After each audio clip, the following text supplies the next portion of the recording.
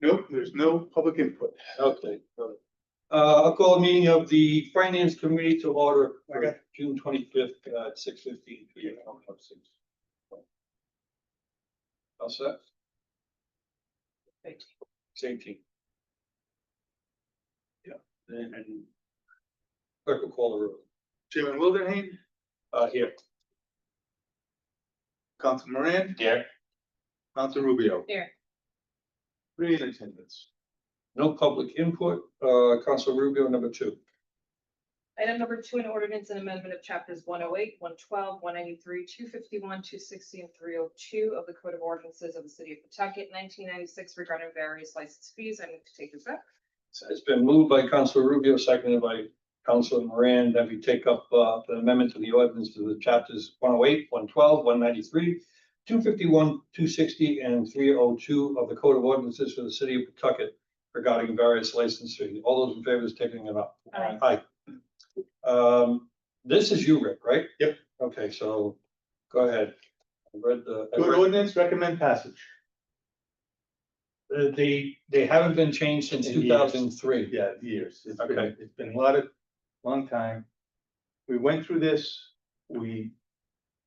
some of these have caps on what we can charge, some of them don't. Yep. Some we raised, some we recommended that we don't. Like one of we didn't do the clubs because the clubs are suffering to get members. And so we didn't think it was, was beneficial to the city or to them to do that. We raised the BVs to 1,800. We could have gone to 2,000, but we didn't because there's also the entertainment is going up, and so are the Biddling House licenses going up. But we didn't max it out because They're struggling too. they're Yeah, struggling. I saw that for the most part, I think the max increase was like $150 on some of the license fees. When I saw that. So it wasn't really anything too drastic. Do any of the committee members have any questions? No, and I assume you base this on other cities in town. We did. We picked all the other cities and towns. We compared to what the caps were. We tried to look at it from 3 or 4 different angles and make our recommendation based on that. All right. I'll entertain a motion to make recommendation to pass. I'll make a motion to approve. Second. It's been made by Council Rubio, seconded by Council Moran, that we make a recommendation to the full council to pass the amendment, the ordinance amendments as written. All those in favor, roll call vote. Chairman Wildenhain. Yes. Excuse me, Council Moran. Yes. Council Rubio. Yes. 3-0. Council Moran, number 3. Number 3 is an ordinance and amendment of chapter 202 of the Code of Ordinances of the City of Pawtucket, 1996, entitled Fees, Various Fees Charged by Zoning and Code Enforcement and Planning Departments. Motion to take up and discuss. Second. Motion been made by Council Moran, seconded by Council Rubio, that we take up an ordinance and amendment of chapter 202 of the Code of Ordinances of the City of Pawtucket, entitled 1996, entitled Fees, Various Fees Charged by Zoning and Code Enforcement and the Planning Department. All those in favor of taking up the ordinance? Aye. Director, up to you. Thank you, Counselor. So just to let the committee know, like the clerk advised, the last time these fees have been touched was 2010. So it's been 15 years. Again, I had first thing I did here was clean up the language. Red line bird, you're gonna see a lot of figures that were in the ordinance. That was back in 2016, 17, the state took over what cities and towns could charge on their permit fees. So I just took that language out. It's just a lot of lack of a better term, a lot of noise that just bogged up the ordinance. Some of the other things that we're looking to change is our we have a problem with our contractors going out there doing work without obtaining the proper permits. The $250 fee that we're currently fining is now deterrent. They're pretty much playing the lottery. If they get caught, they pay the $250. If not, they're going to do the work. The main concern on that is this work's being done and it's not being inspected by the inspectors. It's a public safety issue, so we want to make sure any work that's being done is up to the proper code. We propose a minimum $250 fine up to 2 times whatever the permit fee is. Again, it's not something we wanna hit the hammer on right at the beginning, but the repeat offenders, I wanna be able to have something that we can bring to court and give the judges the opportunity to levy these fines. Another issue is we have, our inspectors going out to an inspection. They go out there, they meet with the contractor, they fail the inspection. The inspector tells them what's wrong with it, they leave, they schedule a new inspection, they go back out, still not done correctly, so the inspectors end up becoming the contractor. So just the repeated times of having to go out there, so we're increasing the reinspection fee. Another issue on here is there was a provision in the ordinance that allowed for the municipal court to charge for multiple inspections on violation properties, but it wasn't codified with the amount of money. So we're proposing a $50 the first inspection is free. It's $50 going forward. And again, it gives the judges the opportunity to either charge the full amount or a reduced amount depending on the compliance with the property owner and the seriousness of the fines. And then the last one is on the zoning board of appeals. We've been charging $500 a flat fee with that. The proposed increase is to $750. This is the third community I've actually written the zoning board fees for. We're still under those two other communities. And not only are we under what our application fee actually still pays for the newspaper advertising, the stenographer, the mailings. All those are extra fees that would go into the other communities that I've done. So it's still under, it's still under what other communities are doing, but I think it's a good start and we can review it going by that. Does the committee have any questions? My only comment, I guess, would be, while I understand the change hasn't changed in 15 years or so. One of the biggest things that we're seeing is the point that you had made is enforcement. Right. You know, we go and make these changes and then we don't enforce them. And I've been fielding phone calls on street sweeping and people are asking questions about it. And then, so if the administration turns around and says that we need this as a stick to turn around and slap somebody's hands, then let's make sure we use the stick and slap somebody's hands so that people get the message. Because if we turn around and put it out there that we're going to increase this, increase the fines, increase all this, and then not do anything, well, okay, and as you had put, we're not going to do it right away. We're going to kind of ease into it. Well, that's great from easing into it, but realize that easing into it too also can get you in a little bit of an issue about, well, you guys said you're going to do this and you're not doing it. So from the enforcement aspect, I just like to see it happen a little bit sooner than later. And I do believe you're right, though. You know, as anything new, we try to communicate it to people, make them aware of it. And then once they're aware of it after a certain time frame, then enforcement's key to getting it done. So I'll entertain a recommendation for approval. I make a motion to approve. The motion to approve the full committee has been made by Council Moran, seconded by Council Rubio, for the ordinance and amendment of Chapter 202 of the Code of Ordinances of the City of Pawtucket entitled titled various fees charged by the zoning and code enforcement and the planning department. Clerk, call the roll. Chairman Wildenhain. Yes. Council Moran. Yes. Council Rubio. Yes. 3-0. No further business. Have a nice night. Thank you very much.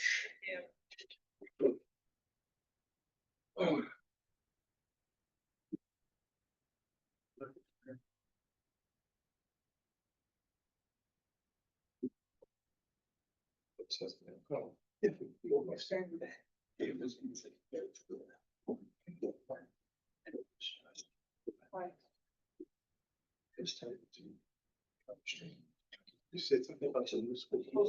Yeah. So those fines are allowed judges to assess these fines and shit. Talk in the models.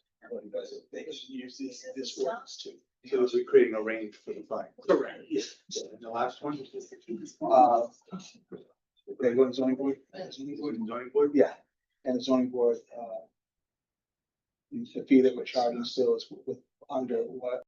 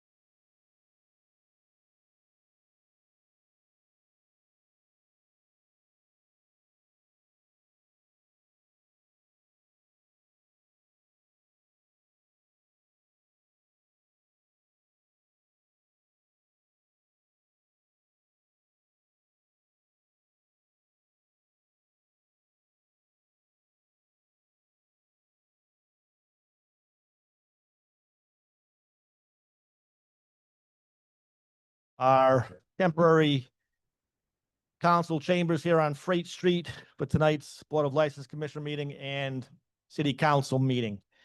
The first thing on our agenda tonight is public input, but I've been informed there is nobody in person, nor is there anybody online, right? So we'll move right to the Board of License Commissioners.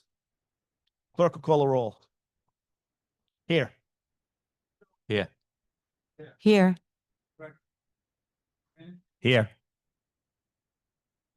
Here. Item number one, I call for approval of the previous minutes from June 4th, 2025. Moved by Council Ruzo, second by Council Wildenhain, that approval be given to the previous minutes of the June 4th, 2025 meeting as prepared by the clerk. Are there any amendments, deletions, concerns?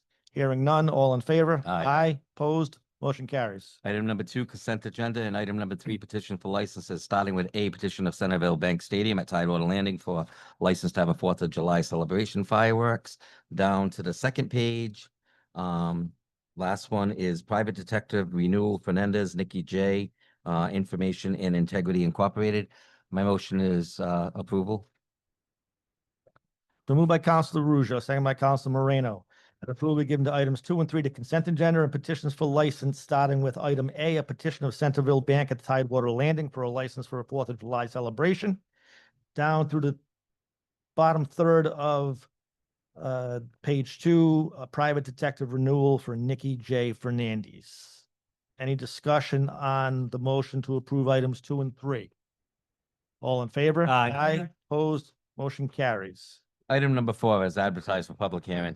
Tattoo transfer of location. Sacred Traditions Tattoo. Sacred Traditions Tattoo LLC, 200 Main Street, Suite 4, license number TAT-25-2, transfer of location from 500 Armistice Boulevard. My motion is to convene this public hearing. Been moved by Councilor Second. Ruzo, second by Councilor Codier, that we convene a public hearing regarding a tattoo license transfer of location for Sacred Traditions Tattoo. Sacred Traditions Tattoo LLC, 200 Main Street, Suite 4. It will be license number TAT-25-2, and it will be a transfer of location from 500 Armistice Boulevard. All in favor of convening the public hearing? Aye. Opposed? I declare the public hearing open. Is the applicant for the tattoo license transfer of location here? If you could come forward, ma'am. Can everybody hear us out there? Hmm. Is the Oh, yeah. audio okay? Oh, yeah. Good. Hello.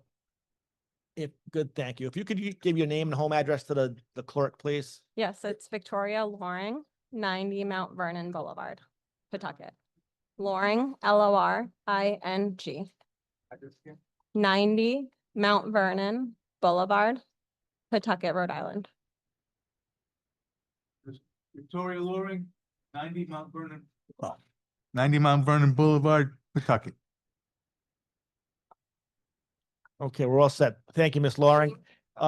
This is a tattoo, just a transfer of location from Armistice. Oh, no. This is That happens a lot to the president. My bad. Everybody walks away. So this is a transfer of your location from Armistice Boulevard to 500 Main Street, Suite 2, right? 200 Main Street, yes. I'm sorry, 200 Main Street, Suite 4. Is that right downtown? Yes. Okay, that is in Councilor Codier's district. This is a public hearing. I'm going to have her ask a couple questions. We will open it up to anybody else who might want to have come down here because of the public hearing advertisement. I doubt there is anybody, and then we will move on from there, okay? Okay. So I'm going to turn it over to Councilor Codier. Thank you, Mr. President. How are you? Great, how are you? My only question will be, are you gonna stay, it's gonna be the same way, the same, you're gonna be using the same type of tattoos, the ink? The only reason that I'm asking is because I know that there is a different license for the other tattoos than the ones for the art tattoos and the makeup and insurgent tattoos. Right, we're not doing cosmetic tattooing. Okay, thank you. So it's going to be the same and you have everything in order? Yes, and we've you been already- open for about I know we 6 years. spoke over the phone. That was only my only question, if there were any changes on that. Other than that, if anybody else have a question, Mr. President, I have no. So currently you're right across Marigna, is that right? Yes. Yeah, okay. And you have been there about 5 or 6 years, right? Yeah, going You on just start 7 out in around the December. corner to begin with and then move over there, or we, No, I was just there Gotcha. originally. how's business? Great. Great, good for you, Yeah. good for you. Is there a reason why you're relocating or just, Upsizing. that's a good problem to have, right? Yeah. So, anybody else have any questions for Ms. Loring? Okay, I'm sorry. I just wanted to say, I mean, she's been my neighbor for about 5 years since we've been at Notes, and Yeah. I want to wish you luck. I Thank know you. it's growing, so best of luck with your business. I appreciate it. And I'll definitely be back. I'm there all the time. That's good. How does she take her coffee, counselor? I think, is it a maple? No, I it's close. That's a I good do try. mocha. You ready? Sorry. Yeah, I you should have said yes, explained. ma'am. She's leaving. She gets Well, she has a great team. Can't even get her coffee right, that's why she is. Okay. Ms. Loring, you can have a seat. I'm just gonna see if there's anybody else here. If there's nobody else here, we'll close the public hearing and we'll entertain a motion from the counselor, okay? Okay, great. All right, have a Thank you. seat. Is there anybody else here in person who's here to speak on this public hearing? And Dante, is there anybody online? We have a couple new people online on this. Okay. If anybody is currently waiting online to speak on this public hearing, can you please press the raise hand button now? So I see no hands. Okay, in that case, I will declare the public hearing closed and I will entertain a motion, Counselor. Thank you, Mr. President. I would like to make a motion to approve Ms. Lauren's request of moving Sacred Traditions Tattoo from Armistice Boulevard to 200 Main Street, Suite 4, Pawtucket, Rhode Island.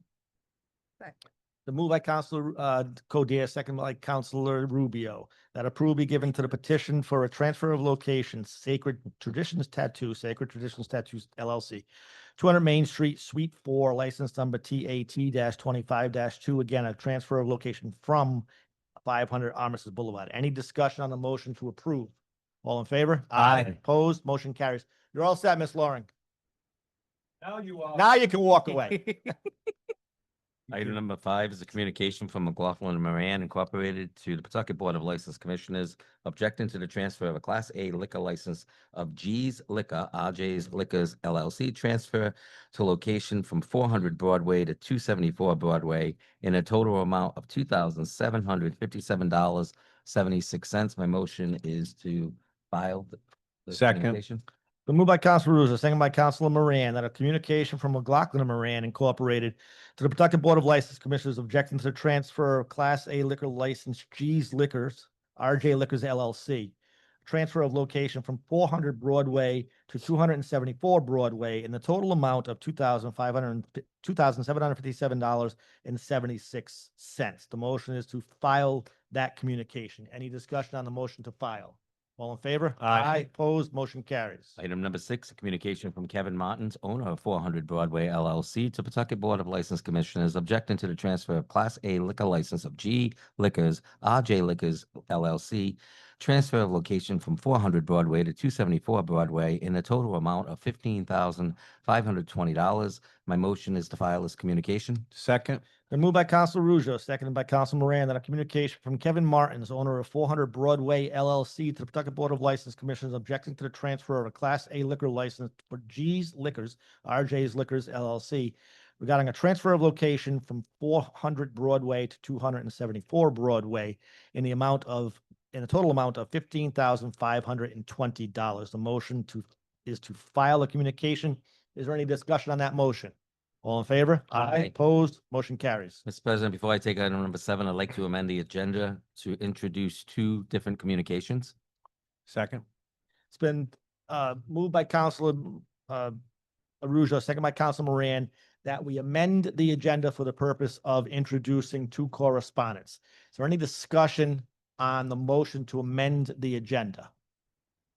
In that case, all in favor? Aye. Opposed? Motion carries. Mr. President, I'd like to introduce 2 different correspondences. The first one is a correspondence from Ryan Grady to the city clerk, final rebuttal letter. And the second one is from RJ Grady to Iwana. And that one is regarding a lease they had signed. I'd like to file these communications. Second. Been moved by Council Russo, seconded by Council Moran, that we file two communications. The first from an individual named RJ Grady regarding RJ Liquors LLC, a final rebuttal letter to the city clerk, as well as an email correspondence to the city clerk's office from the same individual, indicating that regarding a lease that he had signed for 274 Broadway. Is there any discussion to filing those two communications? Any? In that case, all in favor of filing? Aye. Opposed, motion carries. Item Counselor?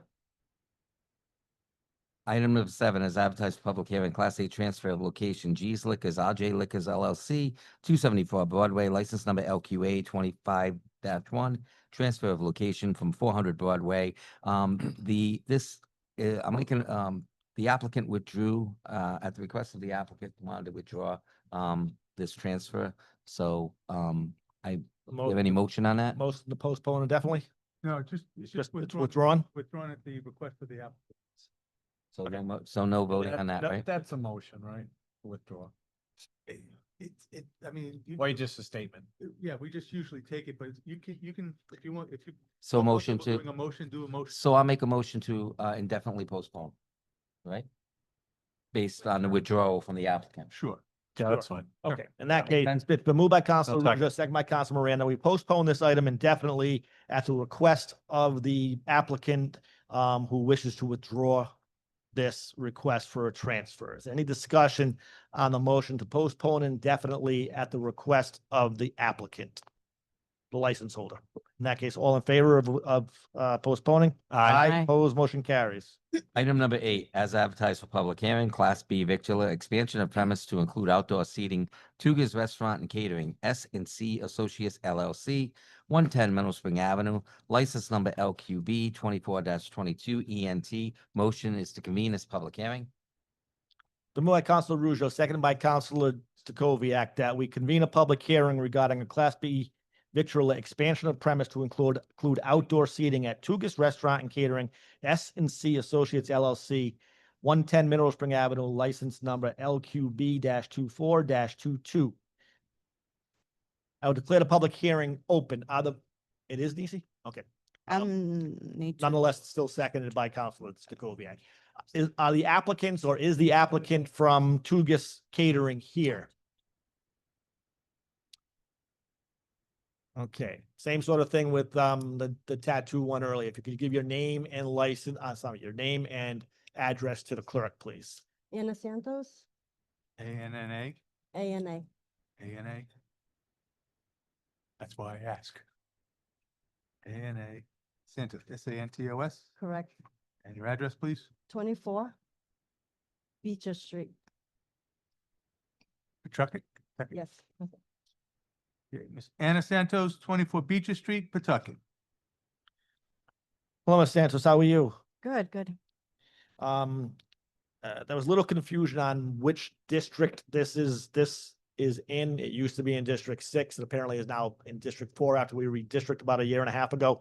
So I'm going to turn this one over again to Councilor Codier. thank you, Mr. President. Hi, Ms. Hi. Santos, how are you? Good. I know that we spoke over the phone, but Yes, ma'am. only so my colleagues can also hear you're planning on having 6 tables. tables. That's what you said before. And what time will be the hours? From 4 to 9. 4 to 9? Yes. And as you mentioned, it's no music, No no, music. you still, it will be just dining Just and, dining. and just for the people Yes. to eat outside in summer. Everybody wants to be outside in the summer. Correct. I don't have any more questions, Mr. President. It's only 6 tables outside. And it's actually in the back of the restaurant. It's like a It's parking in the lot, parking right? lot, yes. It's in the back of the restaurant. It's not even on the sidewalk or anything like that. We had a conversation about it, but if anybody else would like to know more about it, feel free to ask more questions. Councilor? I know, Ms. Santos, that you had during the what was it called? Take It Outside. Pandemic? Yeah, that it was very successful for you. Correct. And I think you had the same kind of size, and Yes. it was successful at that point. Yes, it So was. I can understand why you would want to try that again. And Counselor Kadir is right, like it is the back of the parking lot and there's still lots of parking lot on the side. So yeah, that was my only comment. Very delicious. Councilor Rujo. How long have you owned, this I'm establishment? on my 7th year. Seventh year. Well, yeah, because I know this establishment to be a very good partner to the city. I've never had any issues. I've heard a lot of good things about it. So yeah, I'll definitely be supporting it. you. All right, thank you. Thank you. Anybody else? Okay, again, like the last license hearing that you heard, I'm going to ask if there's anybody else out here. You can have a seat if you like, or you can stay right there. Anybody else here that's here to speak on, at this public hearing about this expansion of premise? Is there anybody online, Dante? Oh, if you'd like to come up, it's a public hearing.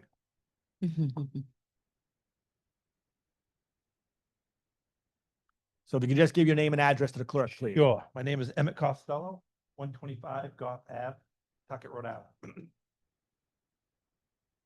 125 Goff Avenue? Yes.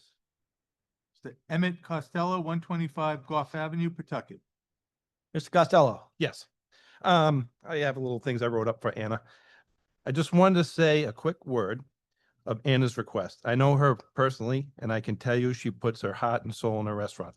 Letting her serve food outdoor would make the space more lively, inviting, especially for the community. She's thoughtful, responsible, and I'm confident, absolutely confident, she'll make sure it's done the way it should be and make Pawtucket look good. Thank you. And by the way, I moved here 10 years ago. I'm from Massachusetts and have never seen that neighborhood grow as good and positive as it is right now. Good to hear. Thank you. For that. Thank you, Mr. Costello.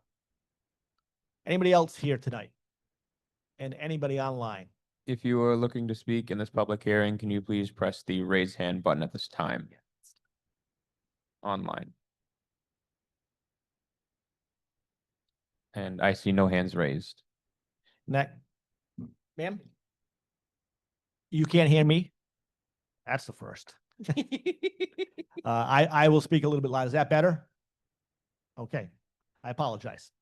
In that case, I'm going to declare the public hearing closed and I will entertain a motion, Councilor Codier. Thank you, Mr. President. I would like to make a motion to approve Ms. Santos' request of outdoor seating at Two Guest Restaurant and Catering at 110 Mineral Spring Avenue, Pawtucket. Been moved by Councilor Codier, seconded by both Councilor Moreno and Councilor Stakoviak, that approval be given to the request for an expansion of premise to include outdoor seating at Tugas Restaurant and Catering, 110 Mineral Spring Avenue, license number LQB-24-22. Is there any discussion on the motion to approve the expansion? All in favor? Aye. Opposed? Motion carries. Before I take item number 9, I'd like to amend the agenda to introduce a communication. Been moved by Council Arujo, second by Council Moran, that we amend the agenda for the purpose of filing a communication. Is there any objection or any discussion on the motion to amend the agenda? All in favor? Aye. Opposed? Motion carries. And I'd like to make a motion to file a communication from Ron McCookie regarding the public hearing for Ember Hookah Lounge. Been moved by Councilor Arujo, second by Councilor Moreno, that we file a communication from an individual named Ron McCookie regarding the Ember Hookah Lounge petition at 590 Newport Avenue. We're in discussion on filing that communication. All in favor? Aye. Aye. Opposed? Motion carried. Item number 9, as advertised for a public hearing, Class B victual and new, the Ember Hookah Lounge Incorporated, 590 Newport Avenue, license number LQB 25-4 ENT. Motion is to convene this public hearing. Been moved by Councilor Arujo, second by Councilor Moreno, that we convene a public hearing regarding a Class B victual new request for the Ember Hookah Lounge, Ember Hookah Lounge, Inc., 590 Newport Avenue, license number LQB-25-4. Motion is to convene the public hearing. I declare the public hearing open. I know the applicant is here, or applicants.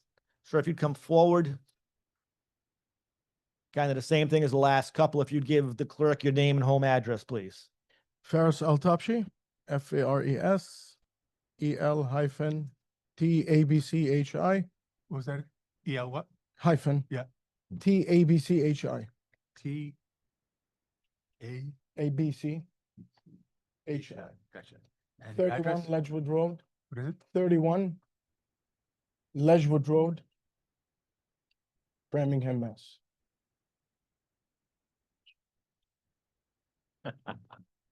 Mr. Ferris L. Topsy. Topsy, Yes. 31 Ledgewood Road, Framingham, Massachusetts. Yes, sir. Mr. El Topshi, how are you? I'm doing well, sir. How are you? Good, thank you. You and I spoke briefly on the telephone. I've gotten a couple phone calls, so this is my district. That's why I'm asking you the questions. I got a couple phone calls from folks in the neighborhood. I actually happen to live on the street right behind there, so they all kind of know me and come a knocking. Okay, and from some other business owners in the area, and we have it's a shared lot, right? A shared building. Yep. Is it one building or is there a So little? it's a strip. I own the corner, one corner, and Yeah. the other guy owns everything else. All So right, that, you own just yeah, the part of the building correct. that it was at one time a pizza shop. And then a And smoke then shop, I then it believe. was a convenience store that also sold. Yes, some correct. paraphernalia. That was my last tenant. That was, okay. So you've owned it for a while then. Since last year, August of last year. So, you and I spoke, you told me that you operate a couple other similar establishments in In Massachusetts. Massachusetts. So I owned a convenience store and I own a pizza place in Attleboro. So you don't own a hookah lounge anymore, No, though? no. Okay. And This is so my first time. your first foray Yes, into a sir. Class B, license. yep. And, tell us what you'd like to do.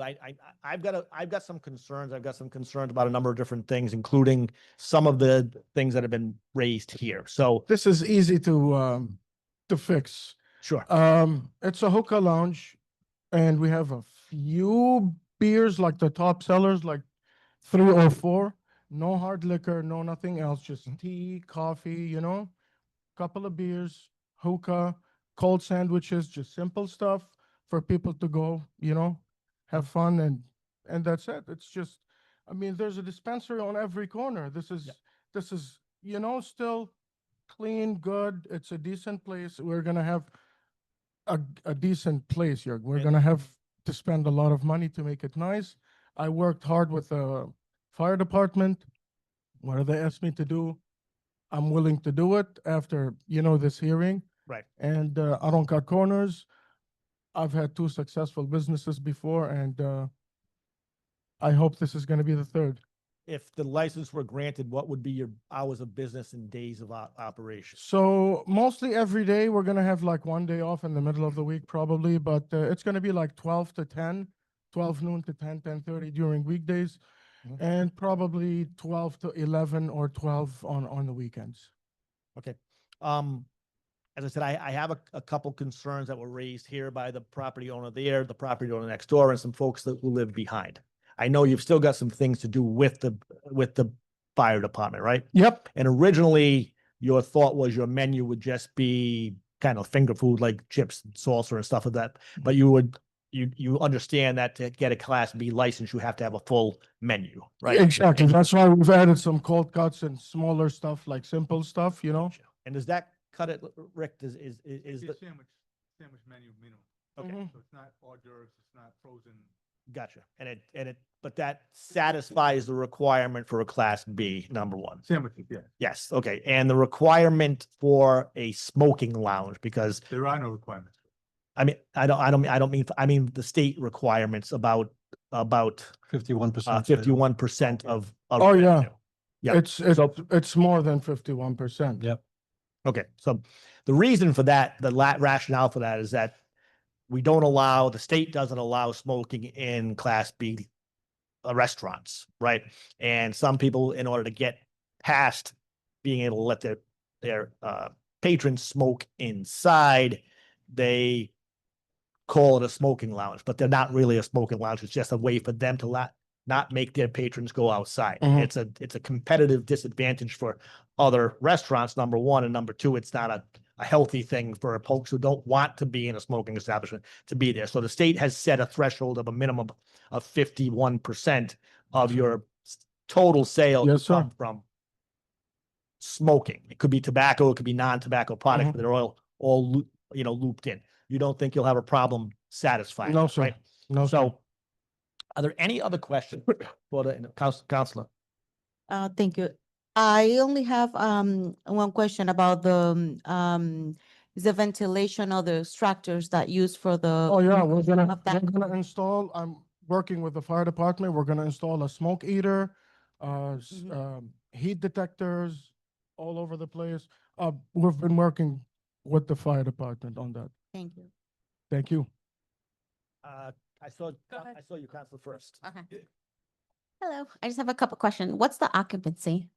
It's like 15 to 20 people. Okay, No and more then than that. I also saw that you clicked yes for entertainment. Like what? Like probably a band, like a one-man show, like a Lebanese, like drums or like a guitar, Okay. simple stuff, Okay. but nothing major.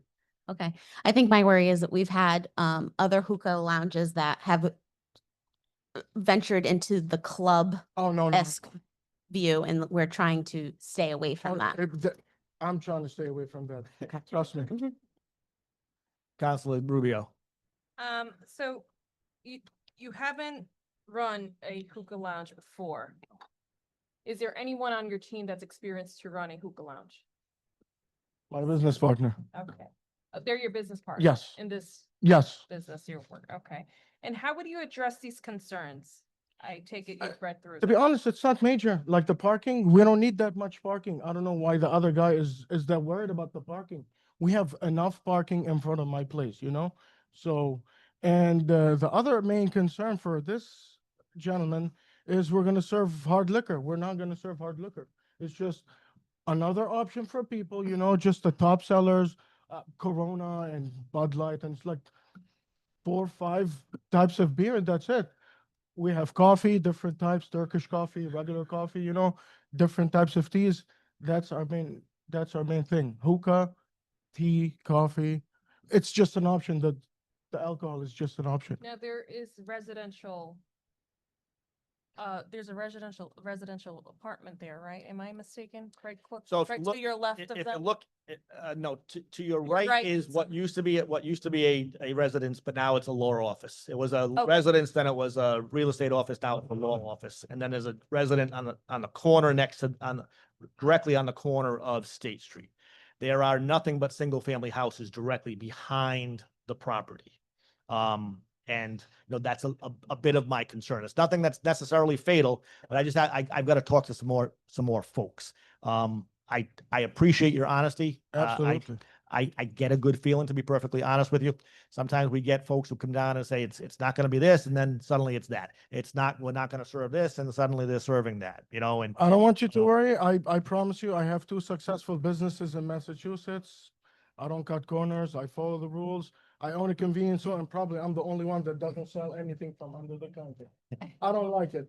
I follow the rules, and I hope you give me that chance, to be honest. so I have a good feeling. I do appreciate your honesty, and I do have a good feeling. Did you have a I have a question. counselor? Yeah, how much money are you investing in business? Like at least 50,000. Okay. So here's what I'd like to do. It's a public hearing. There could be somebody else here that wants to speak. What I'm inclined to do, and I can't make a motion, so I'll ask somebody to make a motion for me. I'm inclined to postpone this or continue this, not postpone, but continue this to our next meeting. So you and I can talk a little bit more. Maybe I can come by. It's only right around the corner from my house. I can talk to the fire marshal's office to make sure they're comfortable with Oh, yeah. with the proposal. and I can digest this just a little bit more. I think the concern here, and you can correct me if I'm wrong, but when I spoke with the clerk's office, I think one of your first proposals or considerations was you might close off the driveway or the curb opening on your end of the lot. No, Okay, so I think that was the concern. And then the other individual thought that would be leading to people using all of his parking spots, all of his drive through. So if that's not the case, then maybe he's a little bit mistaken as oh well. yeah, I've never, no, I'm not gonna close anything. No, Okay, and how many parking spots are there I mean, probably 7 or 8. that you Which- control, yes. right? Oh, yeah, but Okay. to be honest, we're not gonna use that much. It's just the number of tables doesn't match with the number of parking. And how many tables is it? It's like 6 or 7. 6 tables, and we need what, Rick, parking for 1 for 4. 1 for For 4 people. patrons. So we've got 6 tables times 4 is 24. So Six- you need 6, you need 6 Six. spots, give or take, right? Easy. Counselor? I'm just looking at your parking diagram now. It says valet parking? Oh, yeah, we're gonna have somebody that helps people take their car, they go inside, we park their car. Is the lot But, that, is the but lot that they're big? on, but they're on the But lot. I just wanna make sure that we do the parking, we take care of the parking, the customer should go inside. Customer service thing. Right, like a Exact customer, like a service. customer service That's just point, okay. fine. Okay, Yeah. so it's not it's not a satellite parking arrangement. No, They're no. they're It's gonna in the park. same lot. It's in. I would pull in, I would give you my keys, and you would pull my car into Into one of into my. one of parking And yours. we would Yeah. see it 'Cause from, Exactly. okay. Mhm. that is also a concern. Sometimes people talk about valet, and that's how they get around the 1 for 4 parking, and suddenly they're parking them Oh, no, in front of the on the customer. next street. So, Yep. so I just, the people in my district count on me to make sure that there's no, unfortunate intrusions, You right? won't be sorry. So, what I'm going to do is entertain a motion to continue it, not just yet, but until we will continue the public hearing, okay? Can I close the public hearing and continue the matter?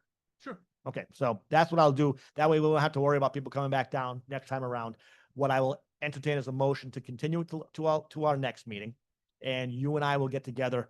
I'll take a look. We'll answer some of the questions that I've got or that have been posed to me by folks in the area, and we'll address the at the next meeting, which is the first meeting of July. I think it's July 9th. July 9th, yep.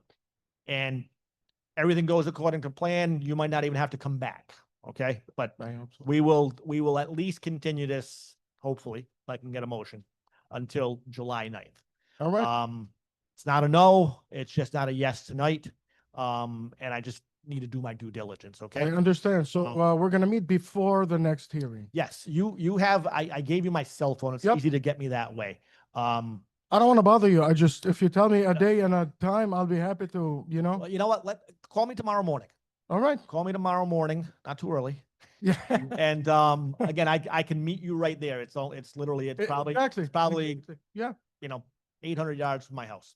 So, if I can squeeze it, I will meet you tomorrow. If not, we'll do it Friday or Saturday. No worries. If that works for you. So what I'm gonna do is I'm gonna have you take a seat, see if there's anybody else who wants to weigh in on this, and then I will actually close the public hearing so we don't have to have folks come in. Actually, you know what? Just in case somebody wants to come down and talk about it, I'm just going to continue the public hearing until that date. Okay? Okay. Okay. All right. Should I go back? Yes, have a seat, All right. please. Thank you so much. Yeah. Is there anybody else here tonight that wishes to speak on this matter? And is there anybody online? I have a raised hand. Okay. Just ask them to give you their name and address, please. Okay, hello, can you hear us online? I can. Can anybody else hear as well? I could just barely hear her say I Yeah, can't. maybe put the microphone down. Can you put the microphone down to your speaker? I can try. Can you please give your name and address, please? My name is Terry Kuzik, and I own the salon at 582 Newport Avenue. Could you spell your name, please? Kerry Kuczek.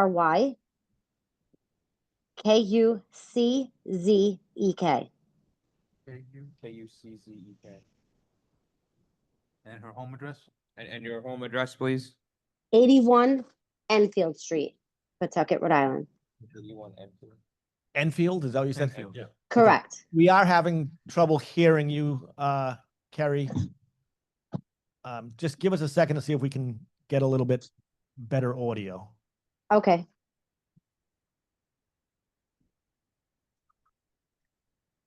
Do we normally have a better setup? Yeah. I thought so. I thought it would be connected to. It has been in the past. I mean, maybe it's just not. I can hear you all fine. So Dante, is there a speaker on your laptop? There is, I just can't really tell where it's coming from. Can she I mean, say? clearly there Can you is. have a state her name again, so this way you can hear where it's coming from? Harry Kuzik. It's literally just. Right over there. 'Cause if you put the microphone down right to where that speaker is. Right, that'd be- Eric, can you try one more time? This. Harry Kuzik. Okay, so we can hear you better. If you could just speak up as best you can, please. Sure. All right. Go ahead. I'm sorry. Okay, so my biggest concern is obviously the parking. In the letter that the landlord received, they claim to have 10 parking spaces. I have pictures of the parking lots. They are adjoining. There is no divider, and they have at best 5 parking spots. I am open late on Thursdays, Fridays, and Saturdays. I have a lot of elderly that come in during the day and during the afternoon that would have issues with parking farther away. I have about 4 or 5 in front of my salon, but with there being no divider, his customers are obviously going to park in my lot. The deliveries, there's no way for deliveries to be delivered without blocking my lot. It doesn't seem a large enough property for this type of business. It's definitely going to impede on. Now, I have my salon, and then there's a braiding salon right next door. We are busy all weekend long, which I would assume a hookah lounge, the busiest hours would also be the weekend. So there's definitely a conflict. Okay, we were able to hear everything you said, Kerry. As you heard me say, I'm going to meet with the applicant at the establishment. I know exactly where you are. I will poke my head in and talk to you as well. And we can kind of go from there. Perfect. As you heard me say, I'm going to continue the public hearing. So you would be able to come down or join remotely again if we can get better audio. And so you won't be precluded from speaking again if needed, okay? Yes, I have the date written down, July 9th. And I assume that my landlord would also send me the copy of the letter in writing as well. Which letter is that? The next meeting. Oh, he may send another letter is what you're saying? Right. He sent me the first letter, which is how I found out about what was. Okay. All right. So if you'd like to, when I do poke my head in, you could give me a copy of that and I'll get it to the clerk's office and we'll make copies for the rest of This is the letter we sent to the landlord Oh, to tell them. Yes. Yes. So my landlord lives in oh, Connecticut. okay. He does So not this was- come to the property very often at it was all. given to the property owners. Correct. In a certain Correct. radius. He's the property owner. She's just a tenant. He forwarded that to her. To all the tenants. Gotcha. Is that what you're saying, Kerry? Correct. Okay. Okay. Thank you. Then I know what that letter says. Again, I assure you, I will poke my head in, and we'll discuss the matter, and I'll be discussing it with Mr. El Tashibi. Tabshi. Perfect. Okay. Does that alleviate your concerns for the moment? For the moment. Okay. All right. Thank you. All right. Thank you. And that's the only person online, correct? Correct. All right. In that case, I will entertain a motion to continue this public hearing to July 9th. So moved. Second. It's been moved by Counselor Rougeau and second by Counselor Codier and Counselor Wildenhain that we continue the public hearing till July 9th at the Board of License Commissioners meeting. All in favor of doing so? Aye. Opposed? Motion carries. I will see you, and then we'll see you back here maybe or maybe not on July 9th, okay? Thank you so much. All right, so then item number 10, Yes. petition for license, Victual House first class new, the Ember Hookah Lounge Incorporated, 590 Newport Avenue, license number LQB 25-4, ENT. A motion is to postpone to the next meeting, which is going to be held on July 9th. Yes, so the motion is from Counselor Rougeau, second by Counselor Rubio, is that the victualling house first class new for the Ember Hookah Lounge Inc., 590 Newport Avenue, license number LQB-25-4, be continued as well until the first meeting of July. Any discussion on that? All in favor? Aye. Opposed? Motion carries. What that is that we have the liquor license and the victual license. So there was no sense in us taking up the second one until we meet again, okay? So I just didn't want you to walk out and not understand. Thank you. Thank you. Item number 11, as advertised for public hearing, Class B victular with outdoor seating transfer, Polo Royale, Ortiz Corporation Incorporated, 214 Columbus Avenue, license number LQB-25-3, transfer from Galito's Restaurant, VMTCS Group Incorporated. Motion is to convene this public hearing.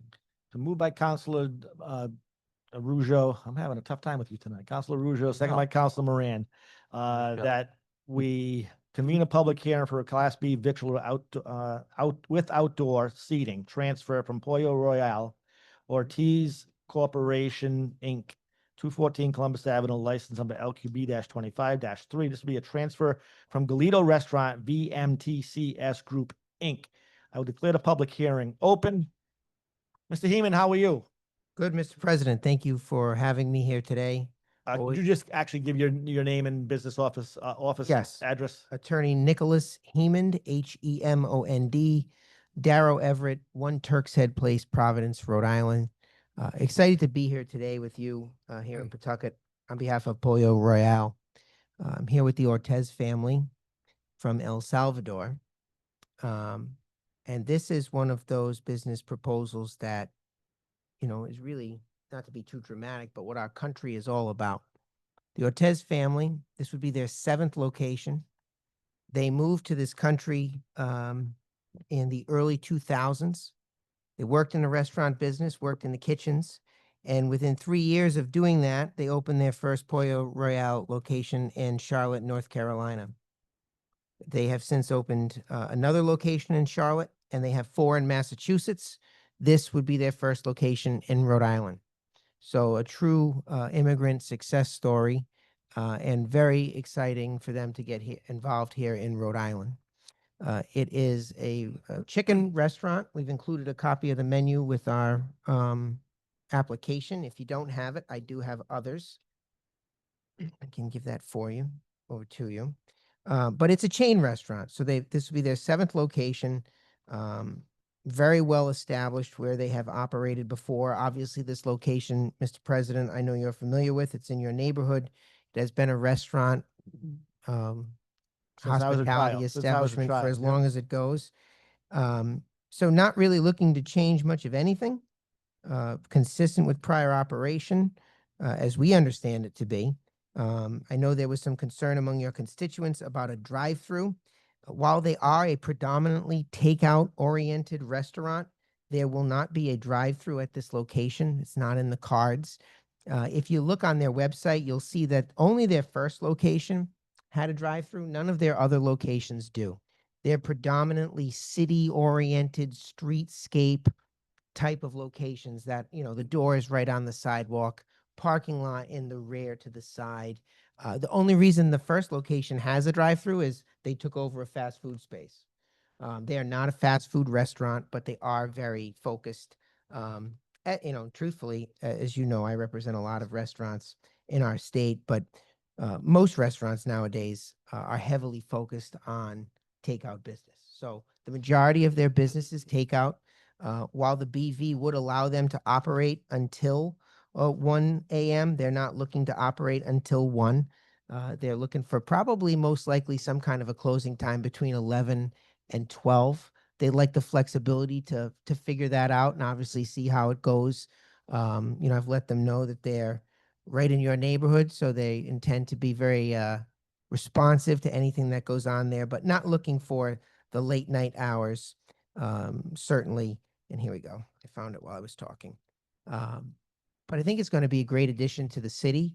I think it's going to be the first of several locations here in Rhode Island. They are here today. Rudy Ortez is here with his family. It was 3 brothers and an investor that started it. It's 3 brothers and the same investors that run it still today. I'll give this to the clerk. Thank you. But I love a good chicken restaurant. So personally, I'm excited about it. Why? There are some in my old neighborhood. There are none in my new neighborhood. So they do delivery.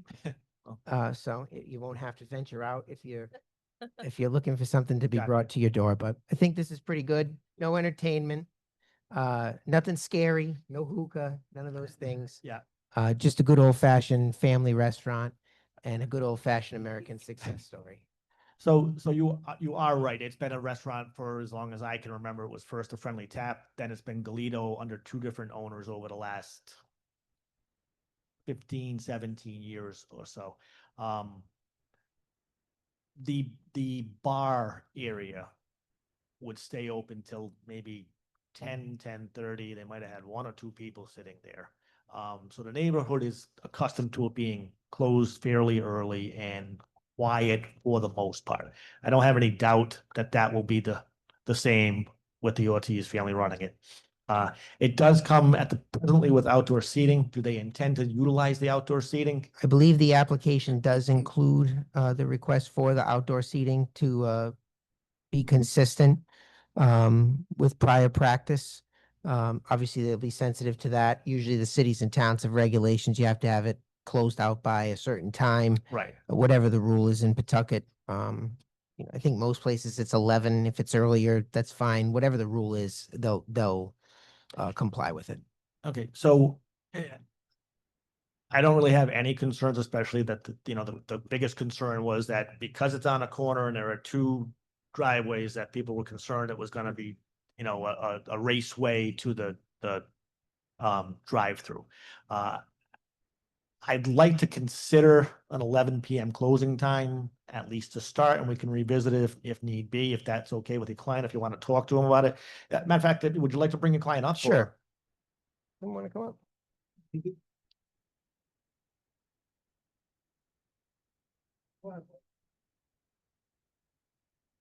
Hello, How my are name you? is good. How are you? Good, thank you. My name is Paula Ortez. I'm an operations. Yes, I'm an operations officer at Pollo Royal. This is Rudy's Ortez. He's one of the owners. So what he's asking is if you want to start off at 11 o'clock first. Yes, currently, our current locations close at 10 p.m. So we wanted to take advantage of the alcohol license to extend our closing a little bit, but we don't expect to close. Is so this the first location you would have a liquor license? Yes, we are approved for a license in our Worcester location that's coming soon. But it would be our second, I guess. Yeah. Well, you got, certainly you're a success story and you know how to run things. So I don't have any concerns. Here in Rhode Island, you have to have anybody who's serving alcohol. They have to be tip certified. They call it something else now, but it's essentially an alcohol serving training program, right? So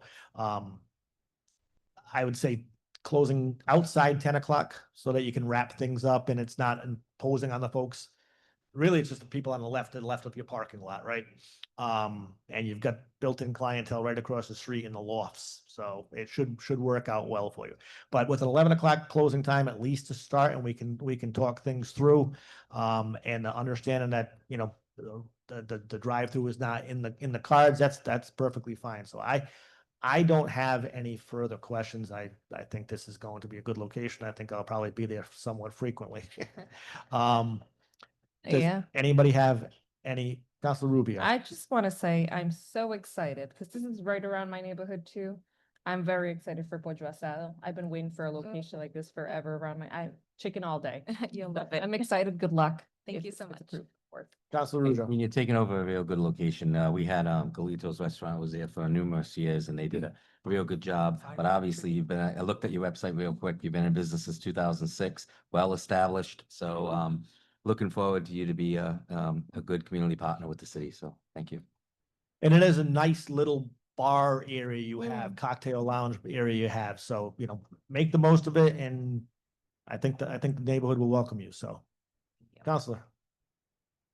Yeah, welcome as well.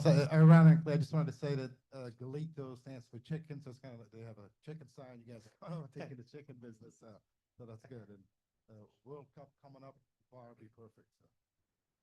I thought you were going to tell them to call me at 6 a.m. Yes, and that's 6 a.m. Okay, I think we're all set, Mr. Heeman, the Ortiz family. Thank you so much. Thank you. The public hearing is still open. Is there anyone here who wishes to speak on this matter? Is there anybody online who wishes to speak? If you are looking to speak on the online on this public hearing, can you please press the raise hand button at this time?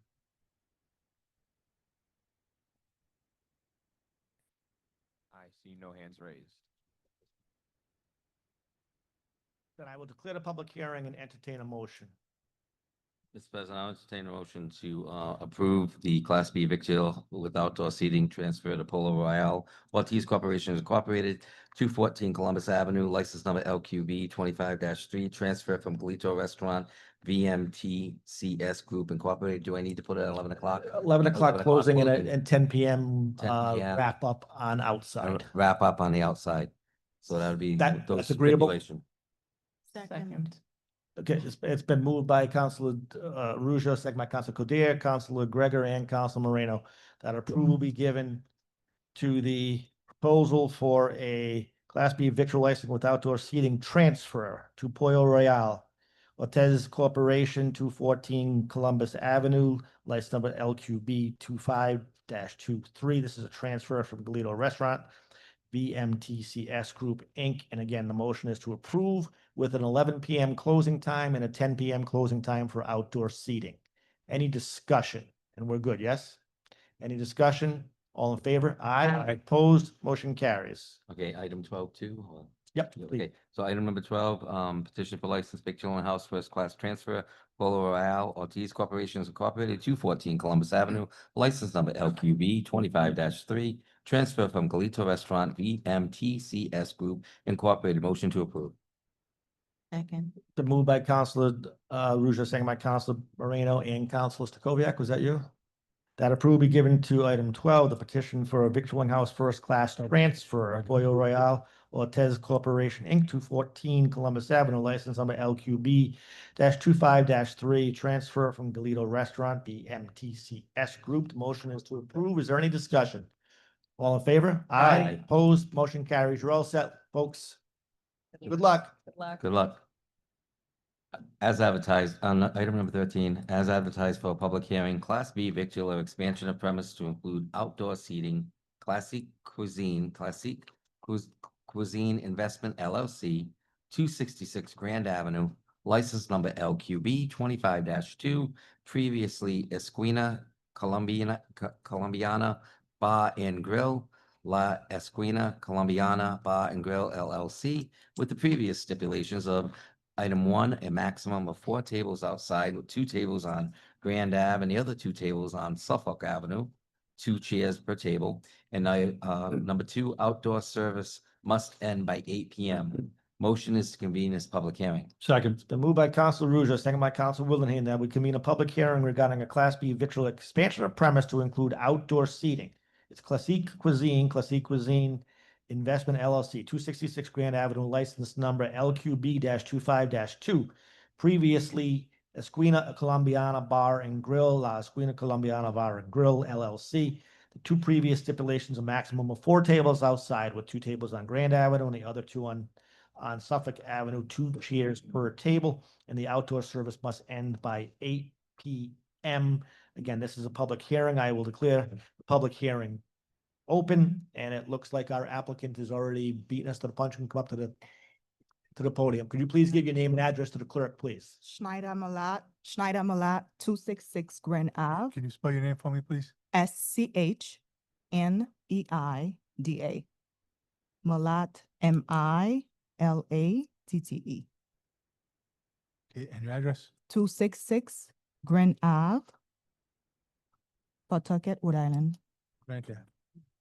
Miss Shanita Malat, 266 Grant Avenue, Pawtucket. Schneider, Yes. Ms. Schneider. How would Schneider, you? welcome. I'm going to turn this, I know you know, Councilman Wildenhain. I'm Good. going to turn this public hearing, over to him. This is in his district and right around the corner.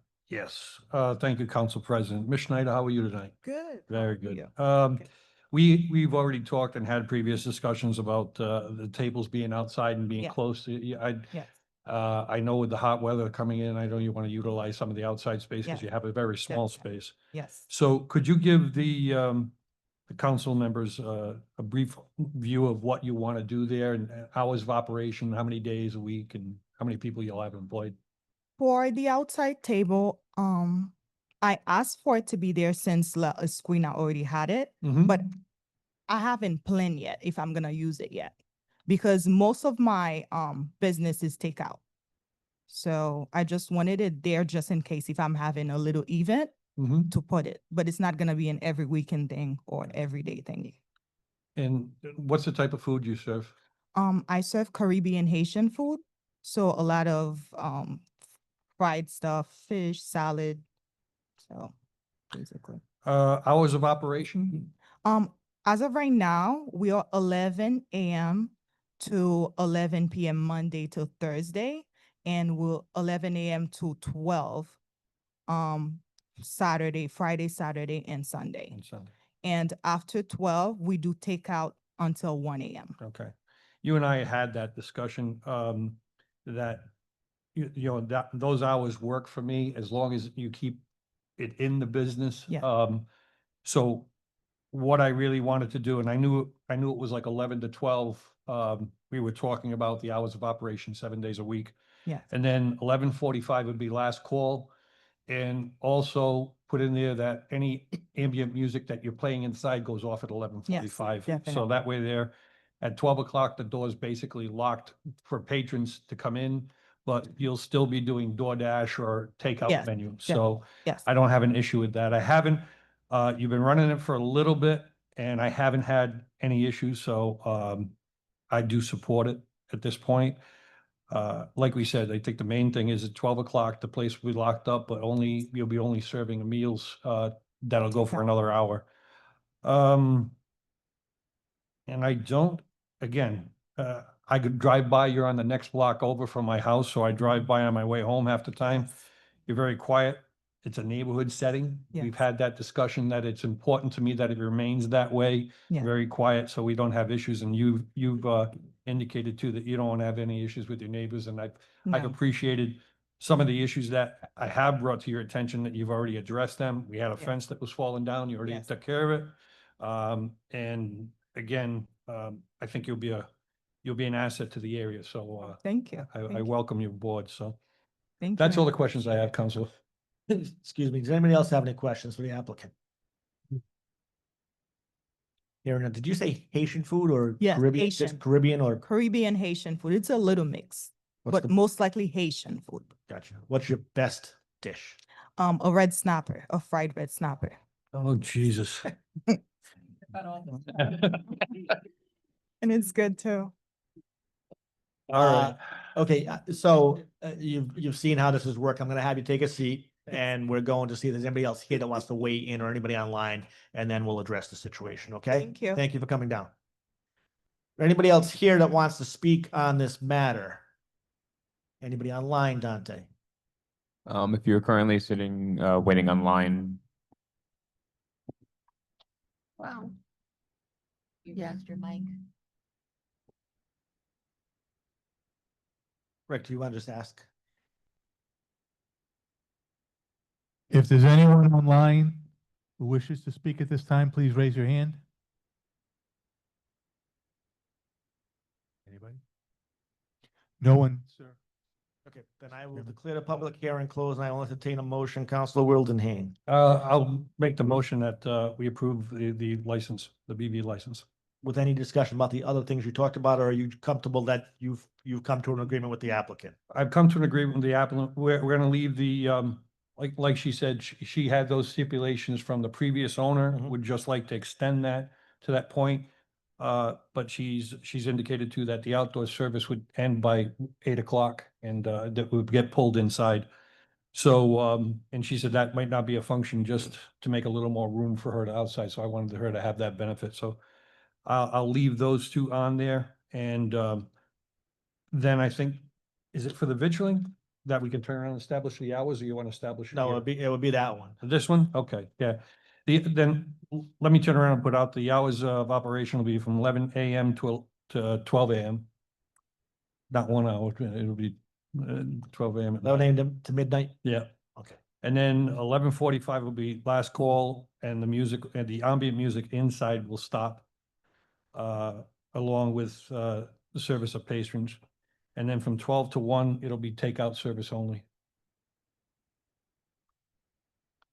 So the motion by Council Wildenhain, second by Councilor Stakoviak, is to approve the Class B victular transfer, expansion of premise to include outdoor seating at Classic Cuisine, 266 Grand Avenue. With the previous stipulations, one, a maximum of 4 tables outside with 2 tables on Grand Avenue and the other 2 tables on Suffolk Avenue, 2 chairs per table, and the outdoor service must end by 8 o'clock with the additional operational hours of 11 a.m. to midnight, with 11:45 being last call and music ending at 11. Was that it, Counselor? 11:45, the last call stops. Okay, so last call and music end at 11:45. Correct. And 12 midnight to 1 a.m. takeout only. Correct. I got it correct, yes? Yes. Okay, any discussion on that motion by Councilor Wildenhain? All in favor? Aye. Opposed, motion carries. Item number 14, petition for license victual and house first class new. Classic Cuisine Investment LLC, 266 Grand Avenue. License number LQB 25-2. Previously Esquinas Colombiana Bar and Grill, La Esquina Colombiana Bar and Grill LLC, with the previous stipulations of a maximum of 4 tables outside with 2 tables on Grand Avenue and the other 2 tables on Suffolk Avenue, 2 chairs per table. Outdoor service must end by 8 p.m. Do I need to add the other stipulations that Council Lillian had? I believe that's it suffices. It's already in the And- license. So yeah, I and don't refer need to the- Be yeah. repetitive. Okay, no, yeah, okay. Motion to approve. Second.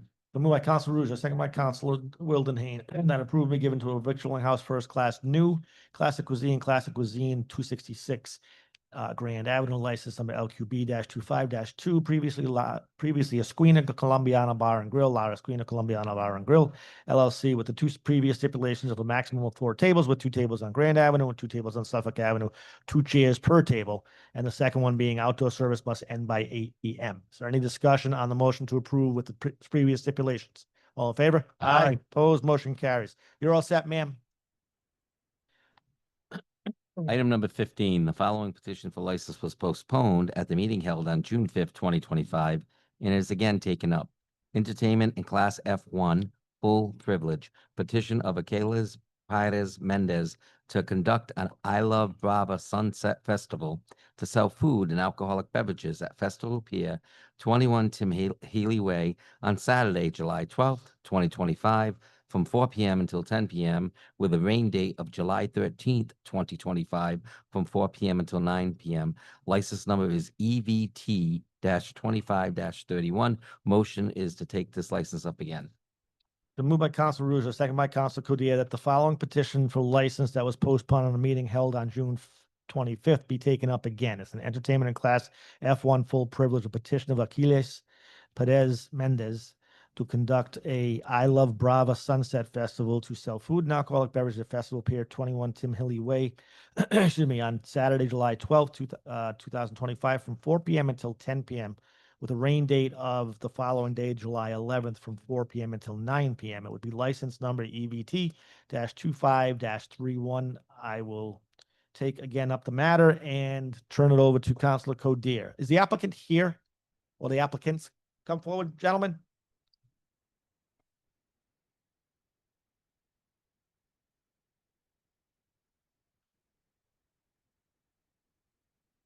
Rick, you probably already have their names from last time, right? Yep. So gentlemen, we're all set. I know we continue this to allow you to have some conversations with Councilor Coder. My understanding is that's transpired, right? So Yes. if you, I can turn it over to you, Councilor, or you can have them say a few words. Tally up to you. Thank you, Mr. President. Like you said, the reason why we postponed the meeting for today was because we were not really sure if it was a real festival or not. And I really wanted to kind of be clear about that. And after having the conversation with you and you understanding my concerns in my district, we came more clear about it. And we talked about shutting the music down at 8 and having the people out by 9. And also I have here that you have the food, the beverage, and I think you mentioned t-shirts, something like that, that you also will be T-shirts. the vendors. Okay, okay, that's what I really wanted to be clear. Before I continue, Mr. President, I would like to know if anybody else has any questions.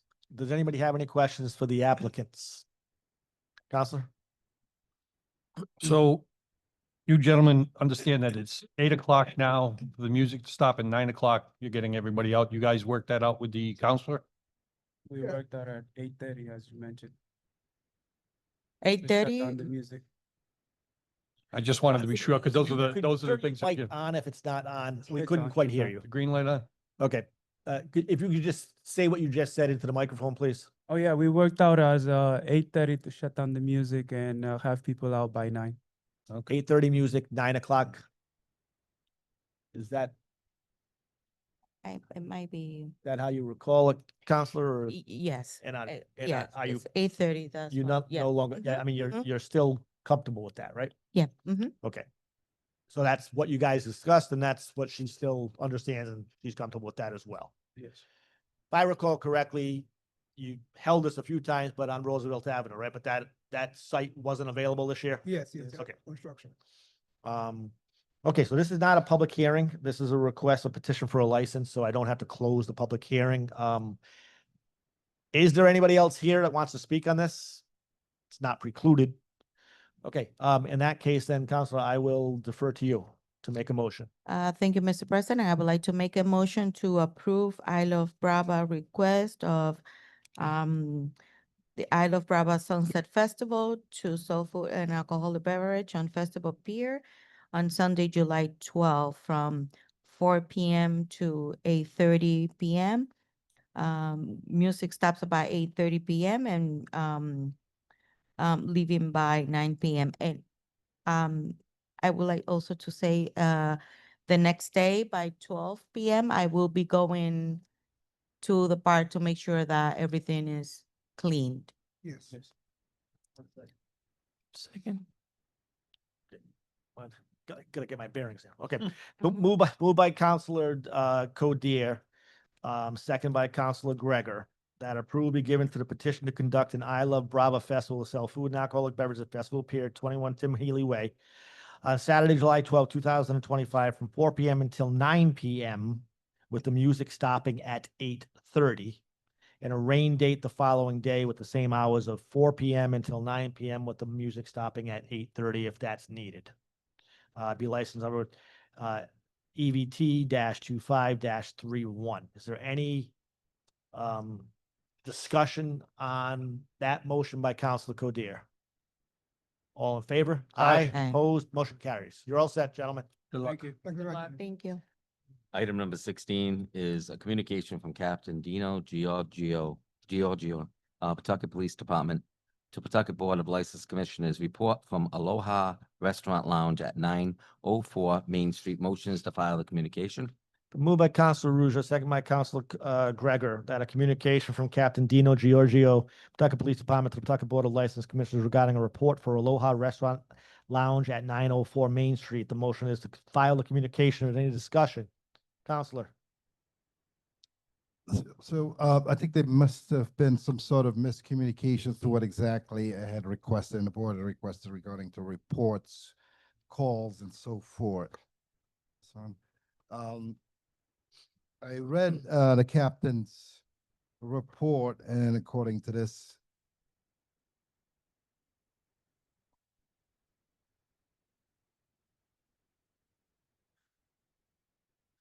Should we just file it and then talk about the communication on the next one because the motion was to file? Yeah, so can we just file a communication first, then you can talk Then we about can it, talk okay? about it once So it's it's been moved by Counselor Rivers, second by Counselor, good catch, Counselor, Counselor Gregor, that we file a communication. Any discussion on filing the communication? All in favor? Aye.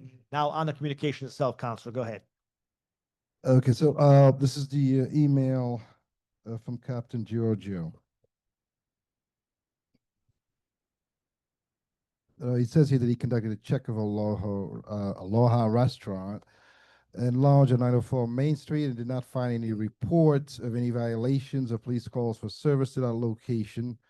So it says here, I was informed of them possibly having a hookah lounge inside. During our checks of the location during those events, we only observed smoking outside, no smoking of any kind inside. If you need anything else, let me know. So I think therein lies the miscommunications, because I was looking for any and all complaints, police responses, or calls to that location in the aggregate from essentially the beginning of the year when this establishment has opened. In large part because I was provided with at least 6 different incidents or calls and responses to that address, for which on most of them I did not have the police narrative related to those calls. And I was hoping Captain Giorgio would provide those. I have a better idea, but they all involved police responses for large crowds, controlling crowd, traffic issues related to those. One of them even resulted in 2 arrests. So, and that happened during the timeline that was communicated by the clerk, because I think the captain was under the impression we're just looking for those 2 dates where they held events, which was the 25th of, no, 25th, 26th of April and May 24th. But actually, it was supposed to be more in the aggregate, so I'm not sure what happened there. I did speak to Captain Giorgio. He's gonna look into those to see whether there's any other reports he could come up with. But based on that, I'm not, I consider this to be an incomplete report, and I have serious concerns about these various responses by the police to the site. So are you saying there was a miscommunication on what we wanted for a report, and that there would definitely, during the time frame you were looking for, there are definitely some There's at least 6 that I know of. okay, and that what we got was That there was none. but they mistakenly looked at just the 2 dates that they've had previous events. Is that what you're saying? Yes. And you were looking for something that covered a wider range of dates, correct? Correct. Okay, so I just want to make sure I was getting it. So do you want me to go on to 17 now and we can discuss further? Yeah, are you done with that communication with that item 16, Counselor? Well, let me see, if I'm reading Rick's communication correctly, it's beginning in April 2025, particularly during the outside events that were authorized on April 26th. Okay, so there were one incident did take place in April 6th. I just wanted to point that out. So. Okay, so item number 17, petition for license. Give me 1 second, Counselor. Okay, so it says particularly during the outside. It doesn't say only, right? And you were looking for a more. In the aggregate, because the concerns have been voiced, so. Gotcha. Okay, so in that case, we are done with the item 16. We are now on to item 17. So item number 17 is a petition for license, entertainment and expansion of premise 1 day, petition of Aloha Restaurant Lounge for license to have I Love Sayo Vicente event for a 1 day expansion of their Class BB liquor license and to have food, serve alcoholic beverages, and to have a DJ at 902 Main Street outdoors on Saturday, July 5th, 2025, from 3 p.m. until 9 p.m. License number EBT-25-39. My motion is to take up this license. Moved by Council Ruzo, second by Council Gregor, that we take up a petition for an entertainment and expansion of premise for one day. The petition of Aloha Restaurant for a license to have an I Love Sal Vicente event for a one-day expansion of the Class BV liquor license to have food, serve alcohol, beverages, and have a DJ at 902 Main Street outdoors on Saturday, July 5th, 2025, from 3 p.m. until 9 p.m. will be license number EVT-25-39. Excuse me, the motion is to take up the petition. I will turn it over to Councilor Gregor. Is the petitioner here?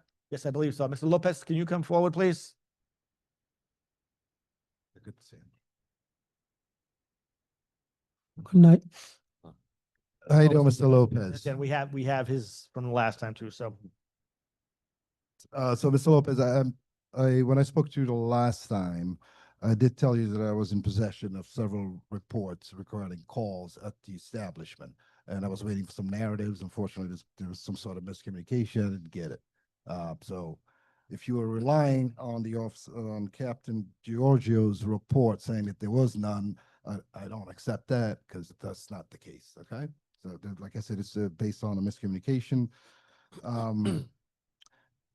In any event, as like I stated the last time, you applied for a restaurant license, and you've been, I think, from what I've seen here, operating the premise more as a nightclub, because that's the impression a lot of the residents in that area refer to your restaurant. Pawtucket doesn't allow for licenses for nightclubs. Your restaurant, unfortunately, at only 2,140 square foot isn't big enough to host the type of events that you're looking to do. I understand that you like to host events and probably consider yourself a promoter, which is very nice. I think it's good for you to do that. However, your establishment and the location where it's at, which is heavily residential, is not the appropriate place, especially for the amount of people you're expecting.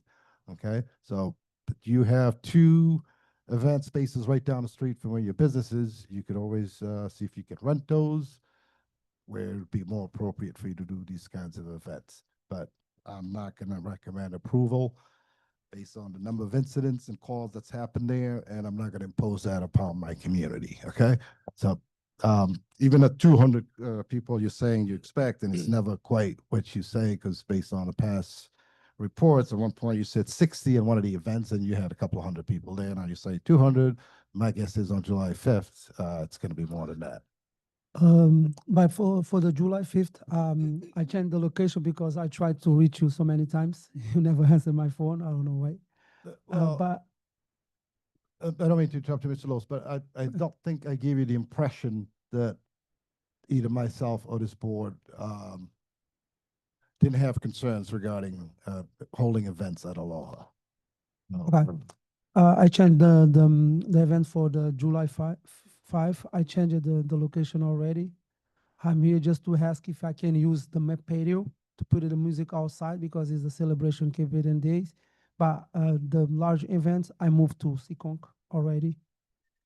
But I tried to use just the patio at noon for put the music. If people can go over there, some people don't go to the other party I'm gonna do in Seekonk. But I just tried to use the patio for that day, put the music outside just for the patio. So are you amending your petition? I don't understand what you're saying. You're proposing to amend your petition then? Yes. To what exactly? Like for people's coming, just for putting the music outside on my patio, because I don't have like a 200 people because I moved the party to the other seat already. Okay, so you're not gonna have a DJ then? No, Okay. just the music play on a patio. Just music, and this is gonna be what hours that you're doing this? 3 to 9, because the other party is gonna happen on the same time to another location. Okay, and it's gonna be no DJs? No, just the speaker. How many people are you expecting? Just for the whole people, maybe people's gonna celebrate the Independence Day from Cape Verde. I'm sorry? Just for the whole people, maybe. What I whole don't peop- think so. I'm gonna have a people over there that day because everyone's going to another party. No, I need a number. maybe 40, 30. Afternoon, just for put a speaker outside. I'm gonna put it just for my capacity inside and outside. Oh, if I was to recommend this, it'd be for a very specific amount of people, not to exceed 40. Yeah, And no DJs, no, just the speakers. because I'm not even sure that that's a good time for you to hold this event. It's gonna be very chaotic on the 5th with events going on all over the place. But if you're gonna minimize it to a maximum of 40 people, no DJs, Yeah. no entertainment. No, just the speakers outside.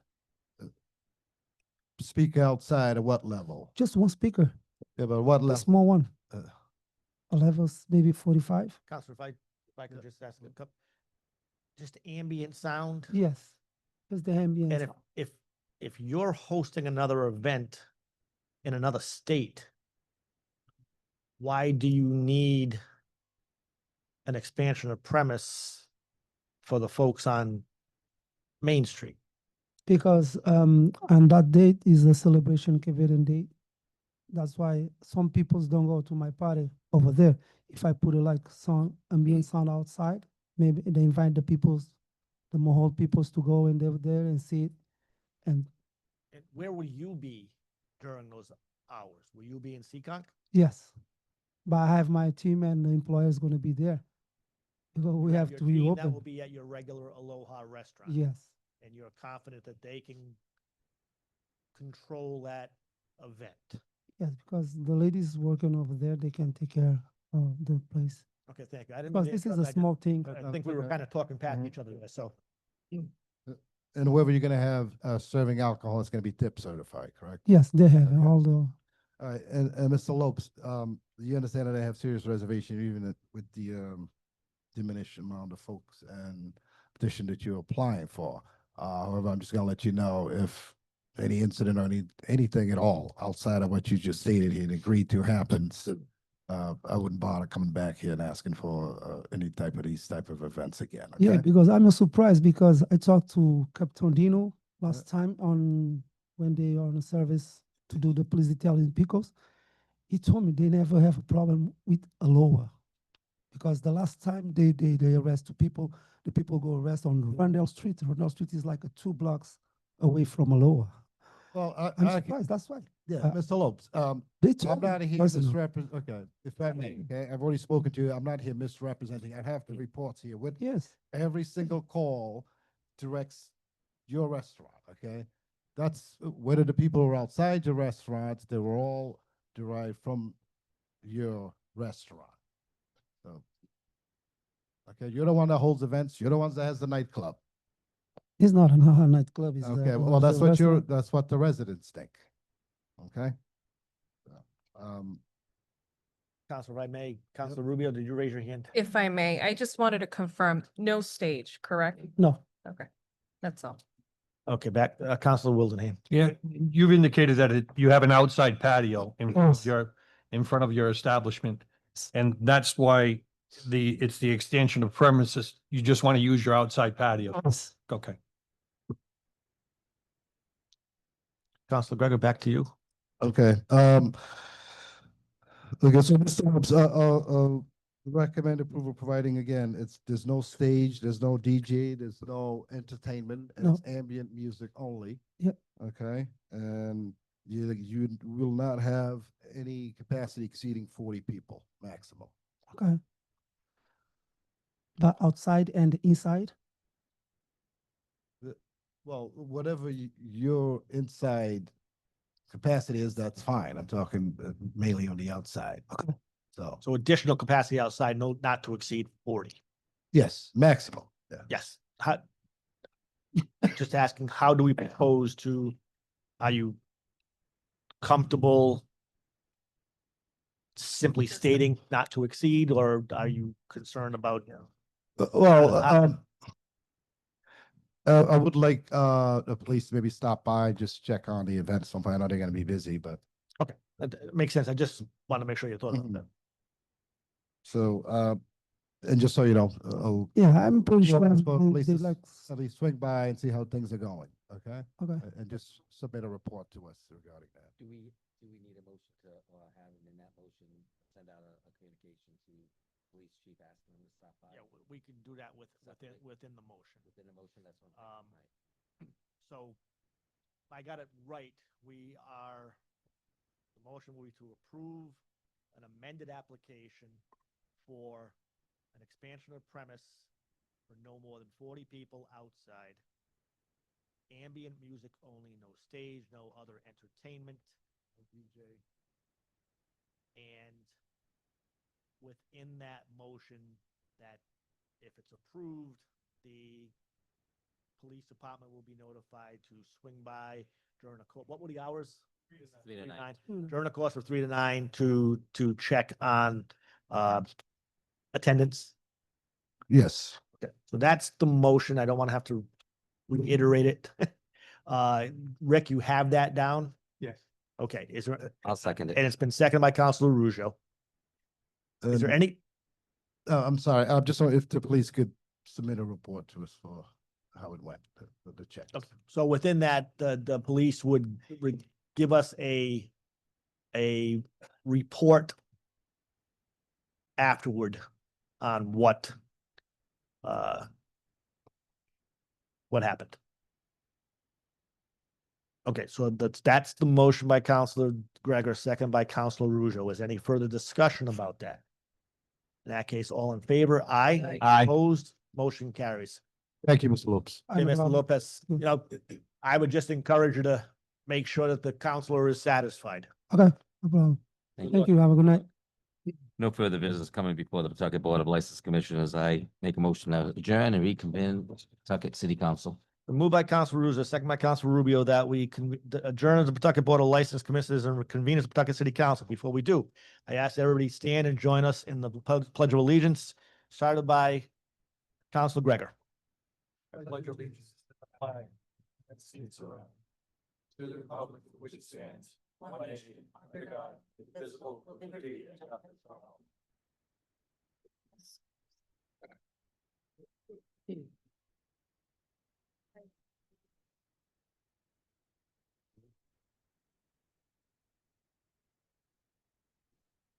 Before we go, Mike, I see a few folks sitting in the back. Were you here for the Board of License Commissioner things? Is that why you're here, or are you here for the City Council meeting?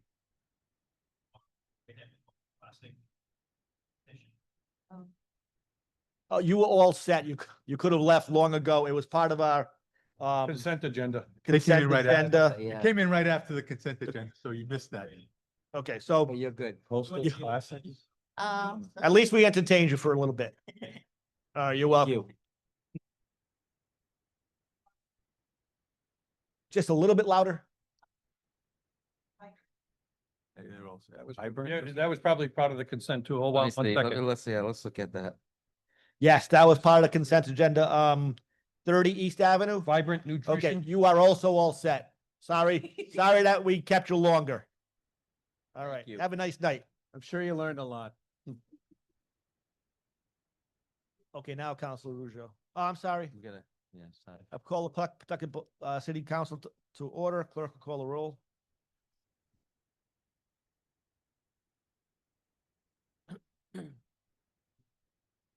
President Mercer, Here. Council Ruggio, Yeah. Council Codere, Here. Council Gregor, Here. Council Moran, Here. Council Moreno, Council Rubio. Ladies room. She's here. Council She's here. Koviak, Here. Council Wildenhain. Here. 8 in attendance and one in. on the way. 8.5. Wow. Okay, Mr. President, I call for approval of item number 1, previous minutes of May 12th, 2025 of the budget workshop session FY 2026, as well as June 4th, 2025 of the Committee of Claims and Pending Suits, Joint Committee on Claims and Pending Suits, Committee of the Whole, and the City Council. Second. Been moved by Councilor Ruggio that approval be given to the minutes of the May 12th, 2025 budget workshop session for fiscal 26, as well as the June 4th, 2025 minutes for the Committee on Claims and Pending Suits, the Joint Committee on Claims and Pending Suits and Committee of the Whole, and the City Council as prepared by the clerk. Are there any concerns, amendments, deletions, additions? All in favor? Aye. Aye. Opposed? Motion carries. Item number 2, I call for approval of the consent agenda and correspondence. Been moved by Council Ruzo, seconded by Councilor Moreno, that we give approval to item 2, the consent agenda and correspondence. Are there any items the members would like to discuss? Councilor Wildenhain. D&D.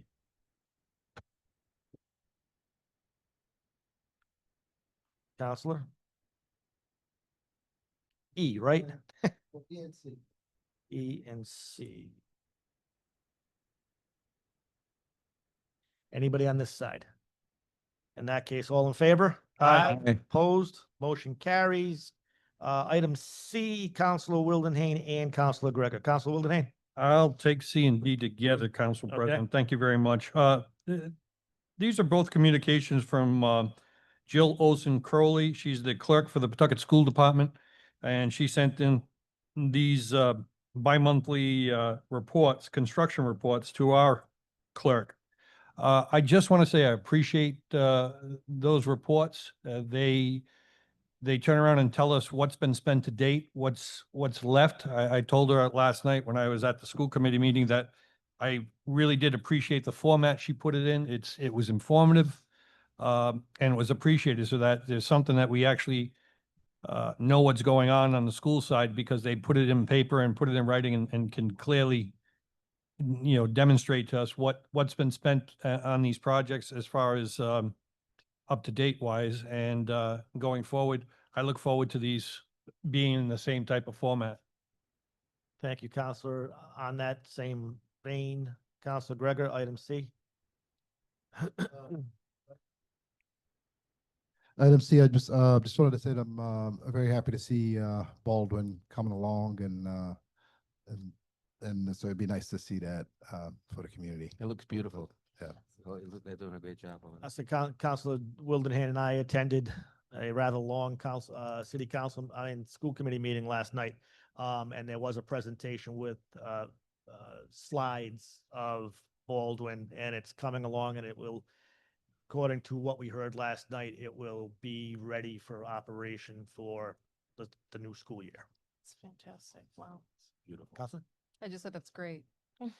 That leaves us with item E, Councilor Gregor. So item E is a communication from Jordan Colleague Blackstone Distribution Center LLC to the honorable members of the Pawtucket City Council, 1 Moshasek Street, first quarter 2025 construction update. I know this was continued a couple of times due to the budget and so forth. However, I just first want to say, bless you. Hey. The first quarter report for 2025 is actually dated April 8, 2024. This is just, and it says absolutely nothing other than the same thing that's been provided ongoing for the last couple of years. My concern and that of my community has been that this company promised to improve the neighborhood from blight. The microfiber building, as it stood, though vacant, did not look anything like it did the second this company got a hold of it and purchased it back in 2021 going to 22. Every time they've done anything, it's been because it's been requested or they've been put to the task. Starting when they first demolished all the windows in the property and gutted it out, leaving deep holes, causing safety for the community and children falling over 20 feet down on that side where Main Street was. The boarding that they did was cursory at best because they kept coming out. We had to keep calling to have them fix it. So every time they've done anything, it's been like that. And subsequent to this council approving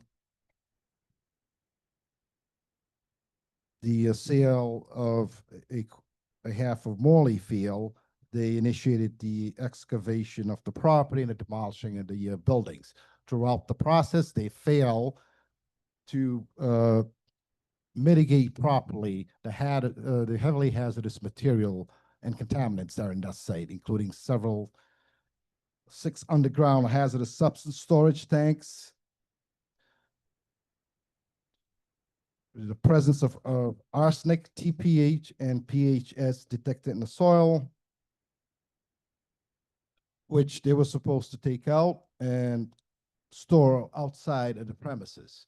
And as I come to find out, they didn't do that. In addition to that, they were in violation around Department of Environmental Management hazardous site controls. The entire perimeter had absolutely no mitigating stilt socks or anything that would prevent erosion and contaminate water, with all the heavy rain and the site being on a downhill slope from going to the Moshastic River, going to the sewer system, polluting our residents. The heavily contaminated soil, particles, bricks, and everything else that's been sitting there still would remain uncovered for a couple of years. And when they did cover some of it, it was, again, haphazardly, cursorily done. And if you go there now, they're still uncovered. So part of my concern here is that for 3 years almost, my community and the children of my community have had their park closed, all so that this company was supposed to fix blight, but created it, has been exposing our community, and have been deliberately misrepresenting this council with every single one of their quarterly reports to date. It's been brought to my attention that they had, up until probably the last couple of weeks, several mechanic liens amounting to hundreds of thousands of dollars that they owe their construction folks, and which is part of the reason why a lot of the debris and all that contaminant was not removed there, because they weren't paying them. They've been in violation of city ordinances and have not paid them until just the last couple of weeks. So with that said, it seems to me this city, if we're looking for investors to come here and actually do something good that benefits the community and actually is in the interest of the community, then they should be responsible.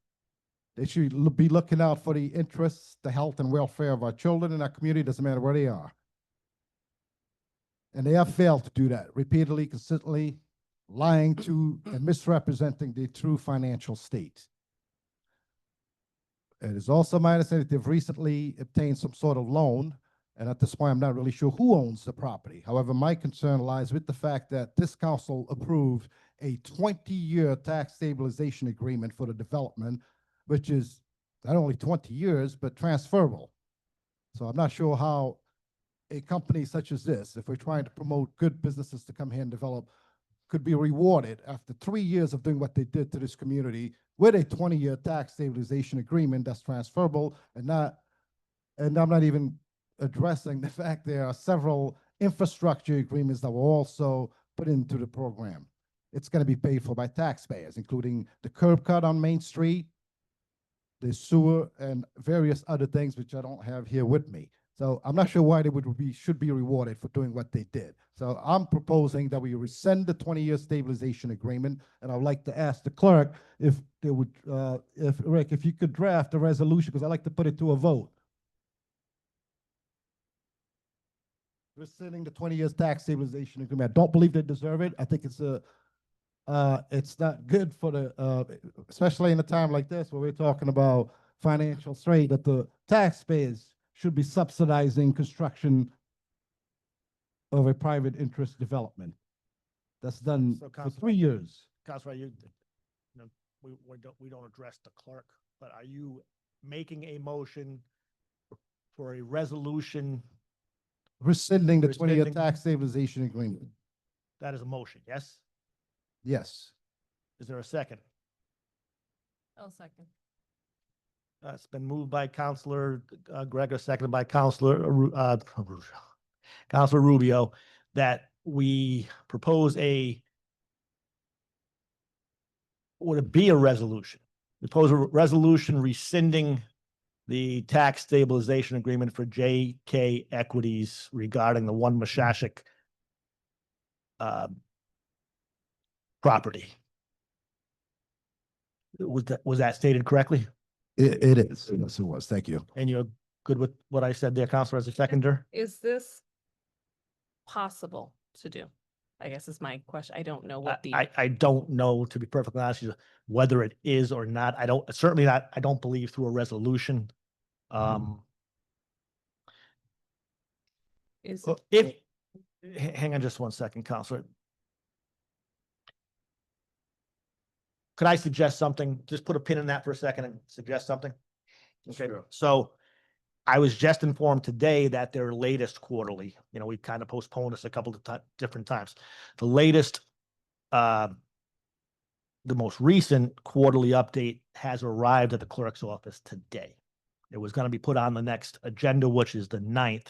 That would have been put on the agenda next Thursday, the 3rd.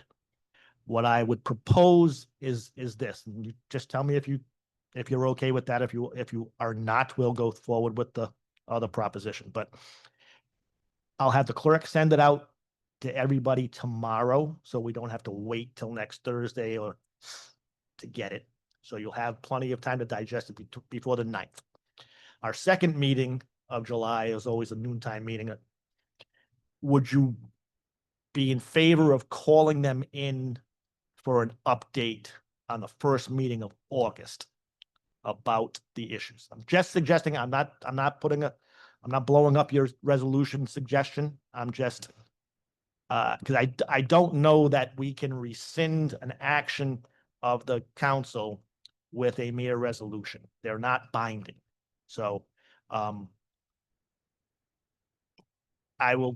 let that linger for a moment, and then I'll go to Counselor Arujo. Yeah, so when I was reading this, well, first of all, I don't know about the legalities of it as well, of doing it through a resolution. It was something that was done through the Finance Committee and then brought forward to the council. But, they did say within 30 to 45 days, they thought they would close on their loan, and unless there was something that went awry. So as you were speaking, Councilor Gregor, my thought was maybe we send a letter and say, okay, where are you with that? Because it's past 45 days. It's past 60 days since we got this update, and they said that they would be having a closing. But now, in light of what you're saying, President Mercer, if they bring forward their latest update, that should be in there, because my concern was 30 to 45 days they were going to be closing unless there was any kind of issue, and they're past the 60 days. So when you were speaking, my thought was maybe we send them a letter and ask them where they are with that, because they're already past that 45 days. But if we're going to get a report now, I have not seen it. Right, sure. I heard from the clerk's office today that it arrived today. Right. So my intention was to put it on the agenda for next week.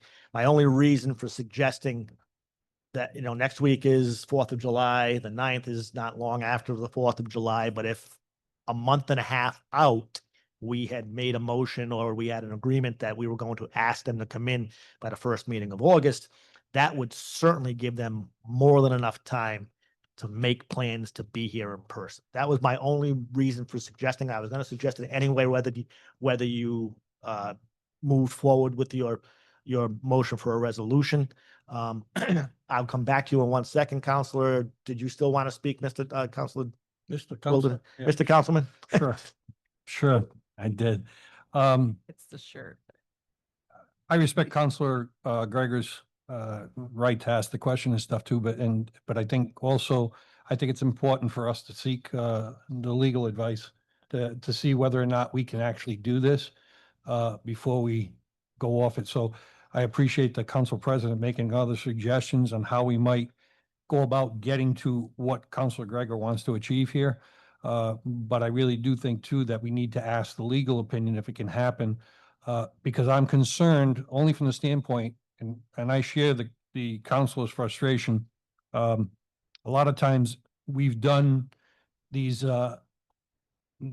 tax agreements and then found out later on that they can be transferred over to somebody else, and wasn't aware of it at some point. So we've had discussions to make sure that certain ones weren't transferable.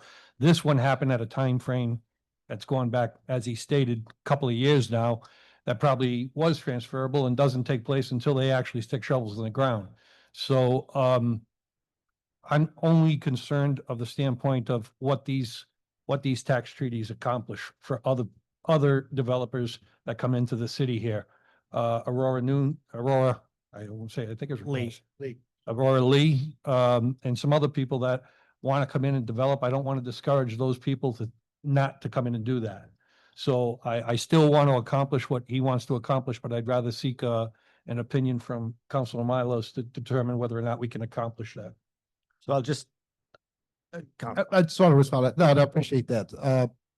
We should get an opinion from Attorney Miles, and that's fine. However, my concern here is that I'm not trying to discourage companies from coming here to invest, because I think, whatever the city can do to help, such as in the tax stabilization agreement, that's fine for the appropriate developer, not this type of developer.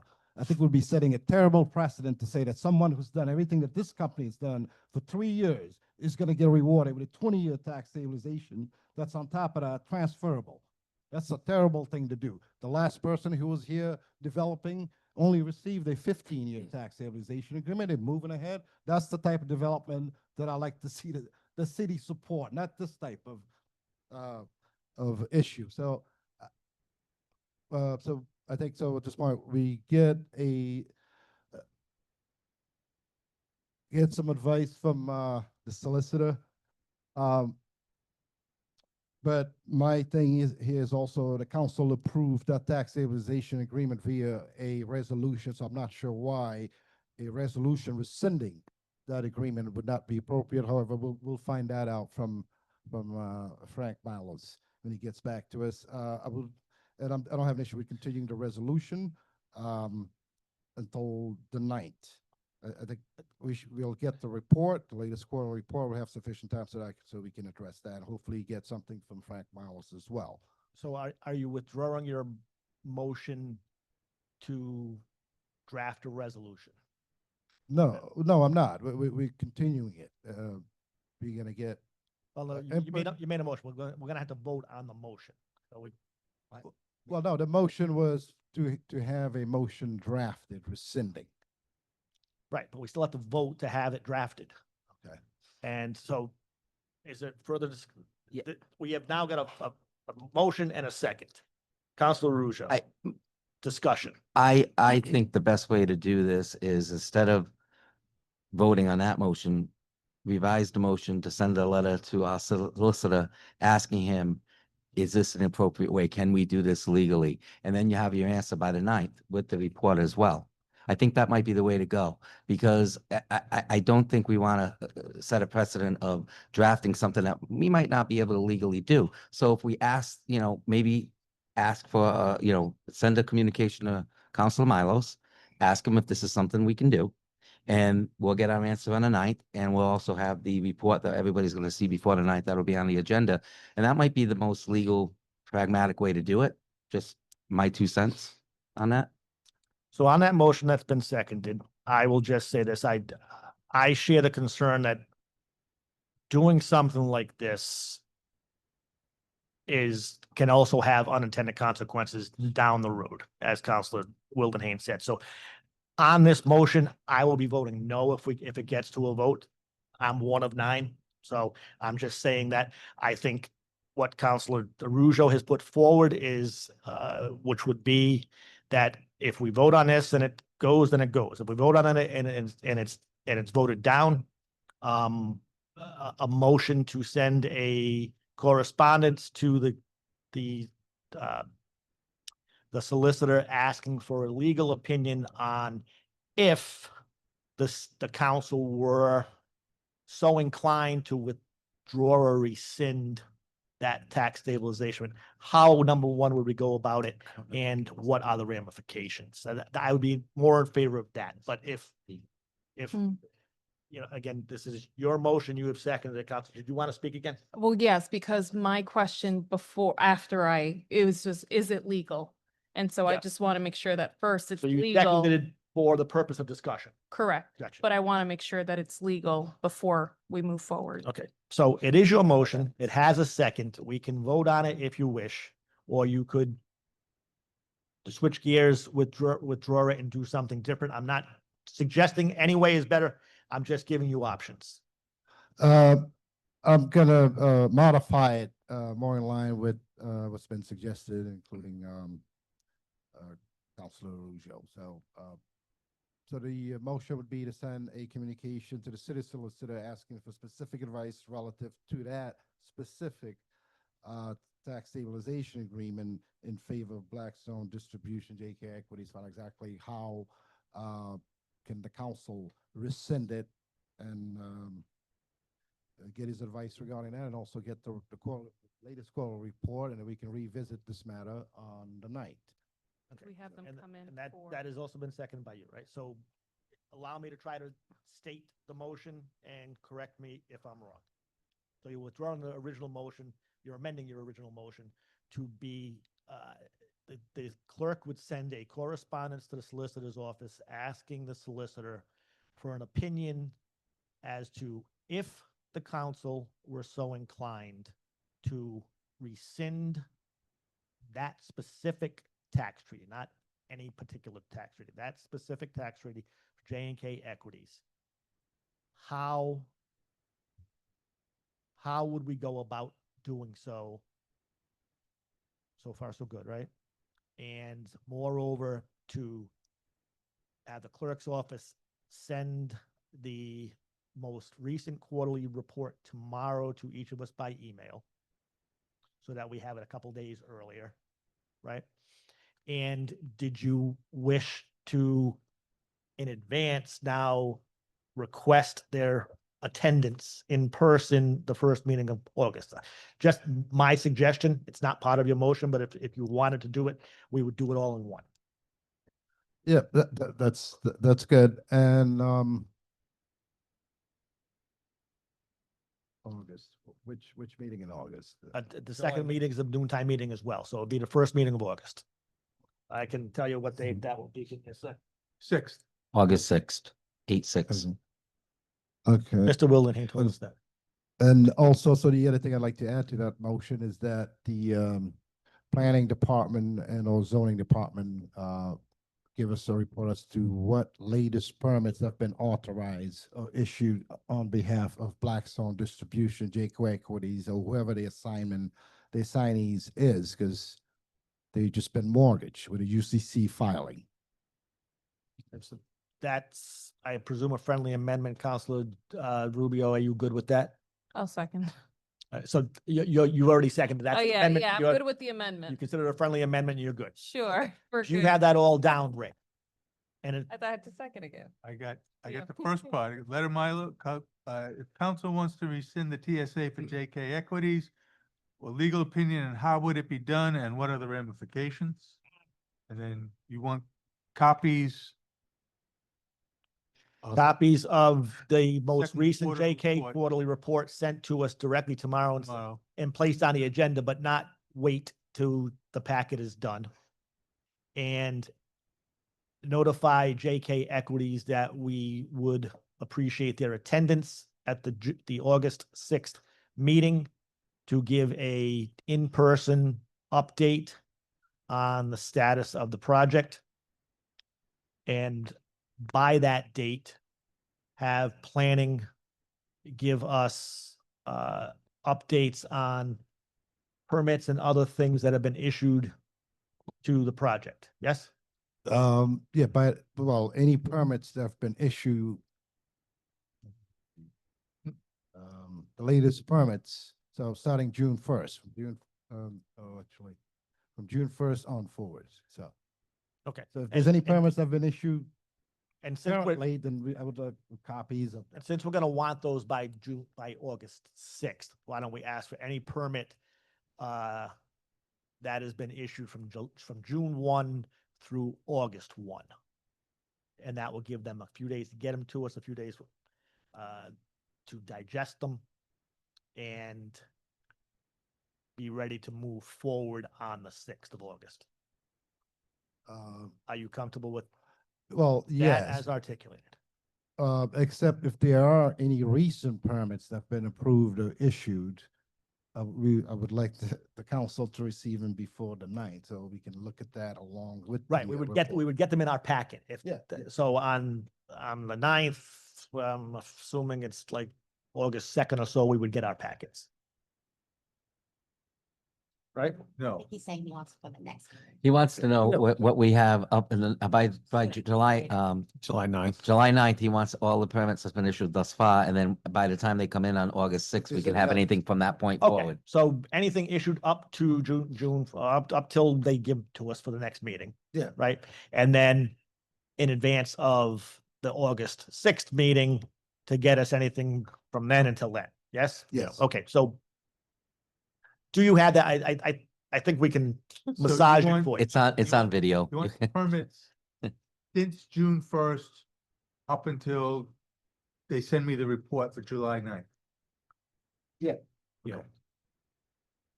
And then any And then- subsequent reports, but they forward to the August 6th. To the August 6th meeting, just like that one. Okay. Any permit issued Got it. from day one to June till next week. Okay, From day one? What's day one? for the project. Is that what you're looking for? He wanted it from June No. 1st. I No, want the most recent permits that have been. Yeah, any Last- permits issued since June 1st, Yeah. you want those for the meeting Yeah, on that's July what, 9th. so that would be what is that? May I just make a suggestion? We got it April 8th, right? The zoning So- inspector's here. Why don't you ask? him? Yeah, but no, but it was April 8th, so why don't we from April 8th till current, Yes. what we get? He left. Thank No, you. he's here, but he's hiding. He left. Leave him alone. oh, he's smart. All right, actually, let's break this into two different motions, okay? We'll talk about what reporting requirement we want afterwards, Okay. okay? So, and we will do it that way. So the motion on the floor by Counselor Gregor, seconded by Counselor Rubio, is that we call JK Equities in for the first meeting of August and August 6th to give us a live in-person update. We get by email tomorrow, the most recent one filed with us. And we send the letter that you already indicated you're Correct. comfortable with to the solicitor with those questions and the requests for a legal opinion. That's one motion. Are you comfortable with that, Counselor I Gregg? am, thank You you. comfortable with that, Counselor Rubio? Any further discussion on that one motion? All in favor? Aye. Opposed, motion carries.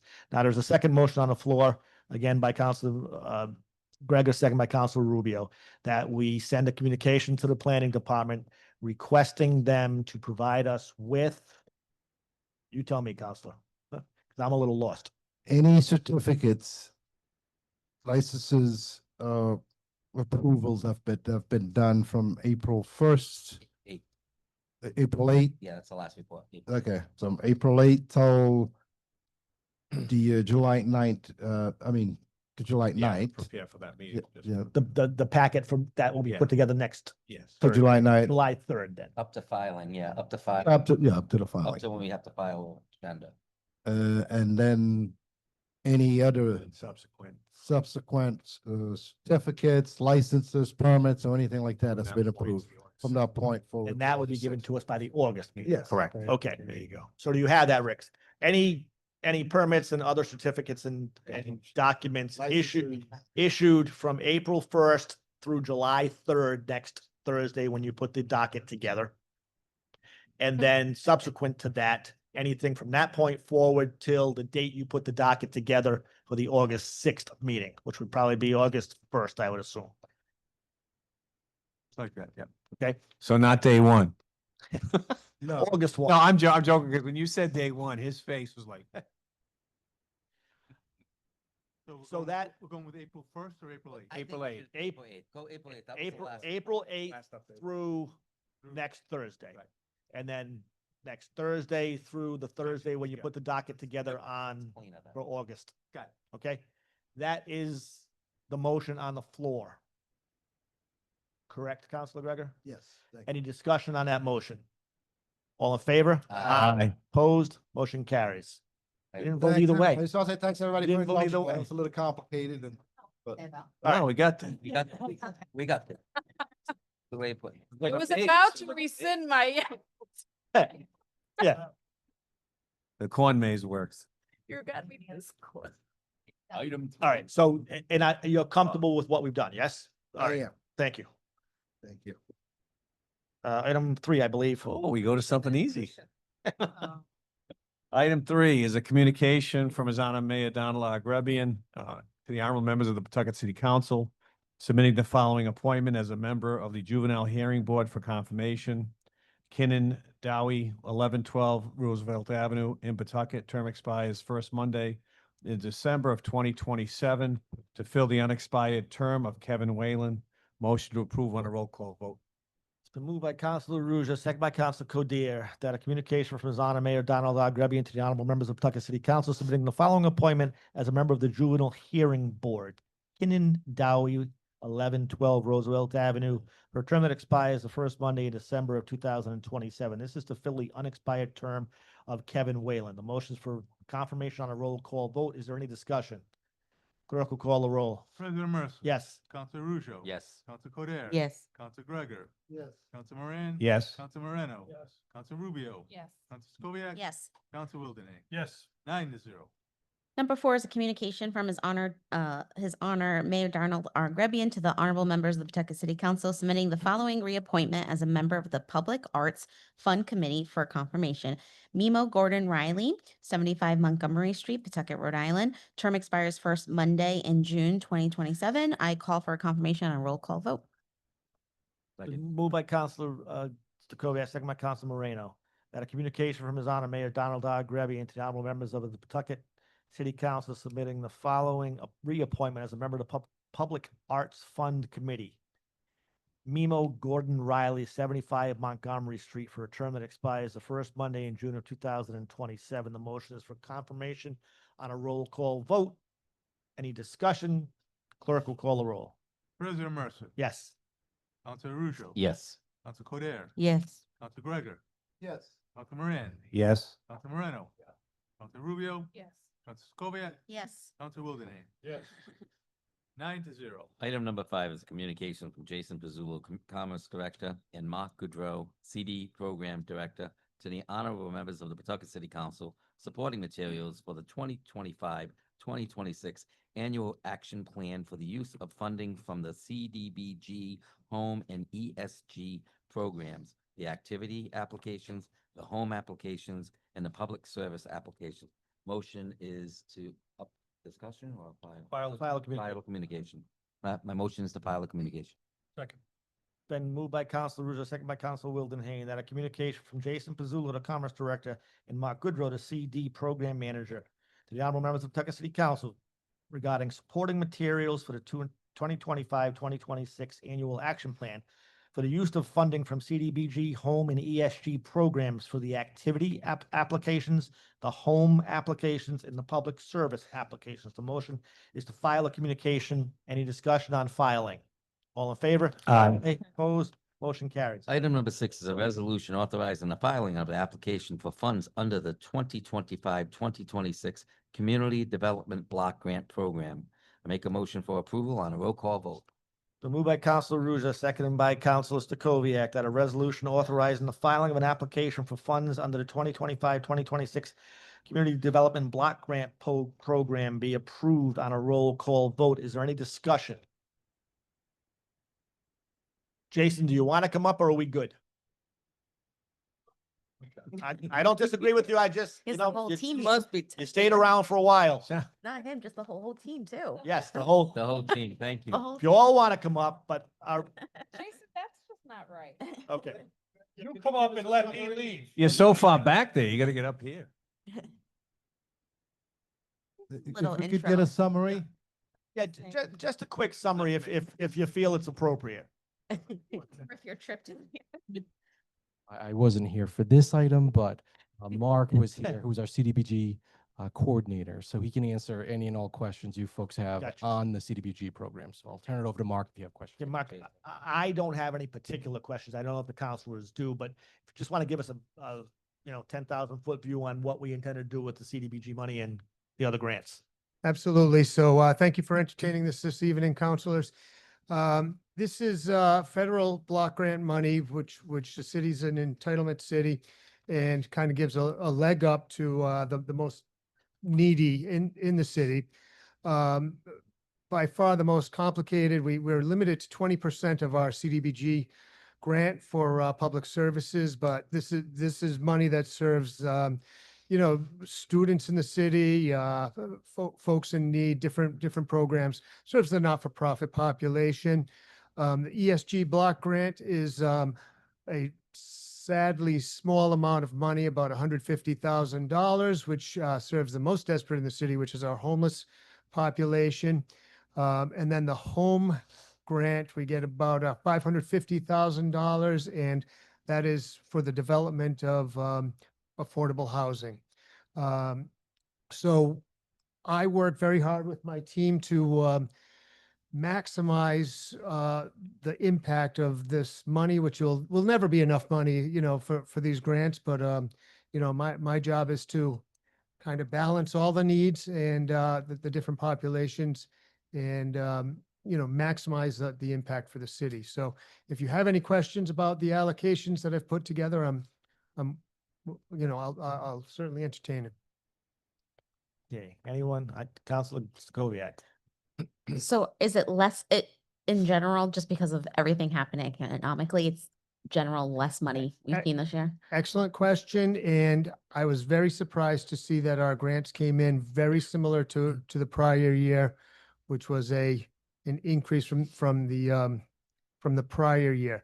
So this is formula driven. So the HUD is measuring the need in the community versus the need in all other communities and population, et cetera. I don't know the formula, but it is a formula driven grant. Unfortunately, appears to be business as usual in DC, at least on this level. They make me nervous every day. You and me both. Yeah. Okay, I think we are good, and I appreciate most the effort to maximize. We really appreciate the work from you and your team. So Thank you. Thank you, Well, councilors. appreciate it. Thank you. Okay. Okay, so the motion is still for a confirmation on a roll call vote. sir. Clerk will call a roll. President Mercer. Yes. Council Ruzo. Yes. Council Codere. Yes. Council Gregor. Yes. Council Moran. Yes. Council Moreno. Yes. Council Rubio. Yes. Council Kubiak. Yes. Council Wildenhain. Yes. 9-0. Item number 7 is a resolution of the city of Pawtucket being a Vision Zero Safe Streets for all policy. I move for approval on a roll call vote. Moved by Councilor Moreno, second by Councilor Wildenhain, Councilor Stacoviak, that a resolution of the city of Pawtucket adopting a Vision Zero safe streets for all policy be approved on a roll call vote. Is there any discussion on the approval of the resolution? Councilor? Now you can come up, Director.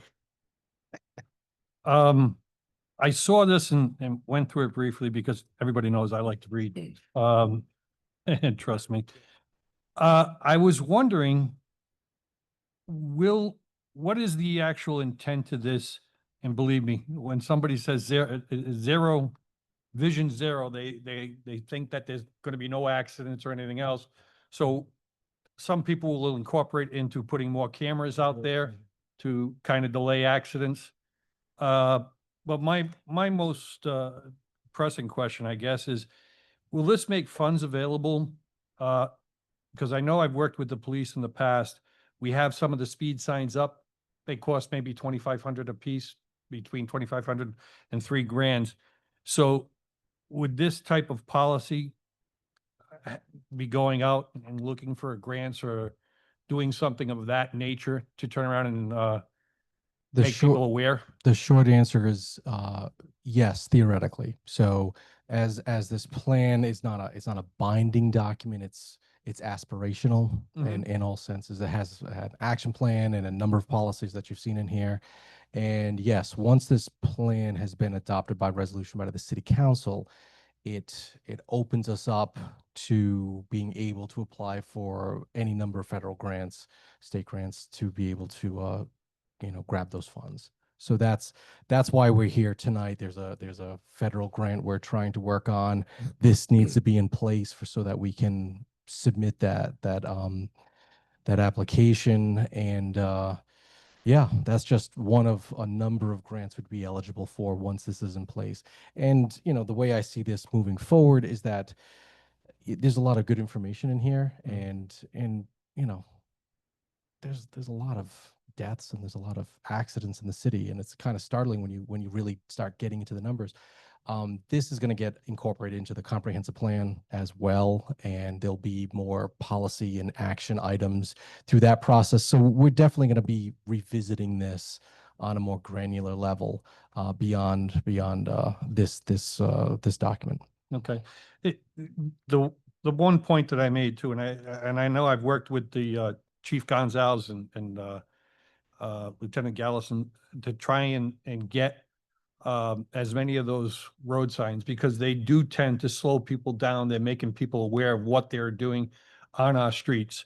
As much as people complain about the cameras, I think sometimes that derives them to go onto the side streets and do 40 miles an hour rather than doing 20, where they're going to get caught and a camera is going to catch and get us some revenue.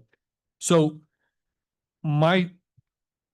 I would like to see the aspect of this, like I said, for us to seek getting more additional units like that, so that we can educate drivers that come to the city of Pawtucket, even our own residents sometimes, what their foot on the pedal is actually means to the people that are in the community. And I think it would be a benefit, again, knowing that we've only got about 10 or 15 units, if we could get more and just turn around and I think I've said this with the deputy director, sometimes it's more important to continue to educate. And I believe that is one, what me and council president have gone at it in the past. That's great. I can see I'm doing 35, but doesn't mean I'm going to slow down. Right. But I think for me, I've seen it where it does educate a lot of people and they actually do take their foot off the gas.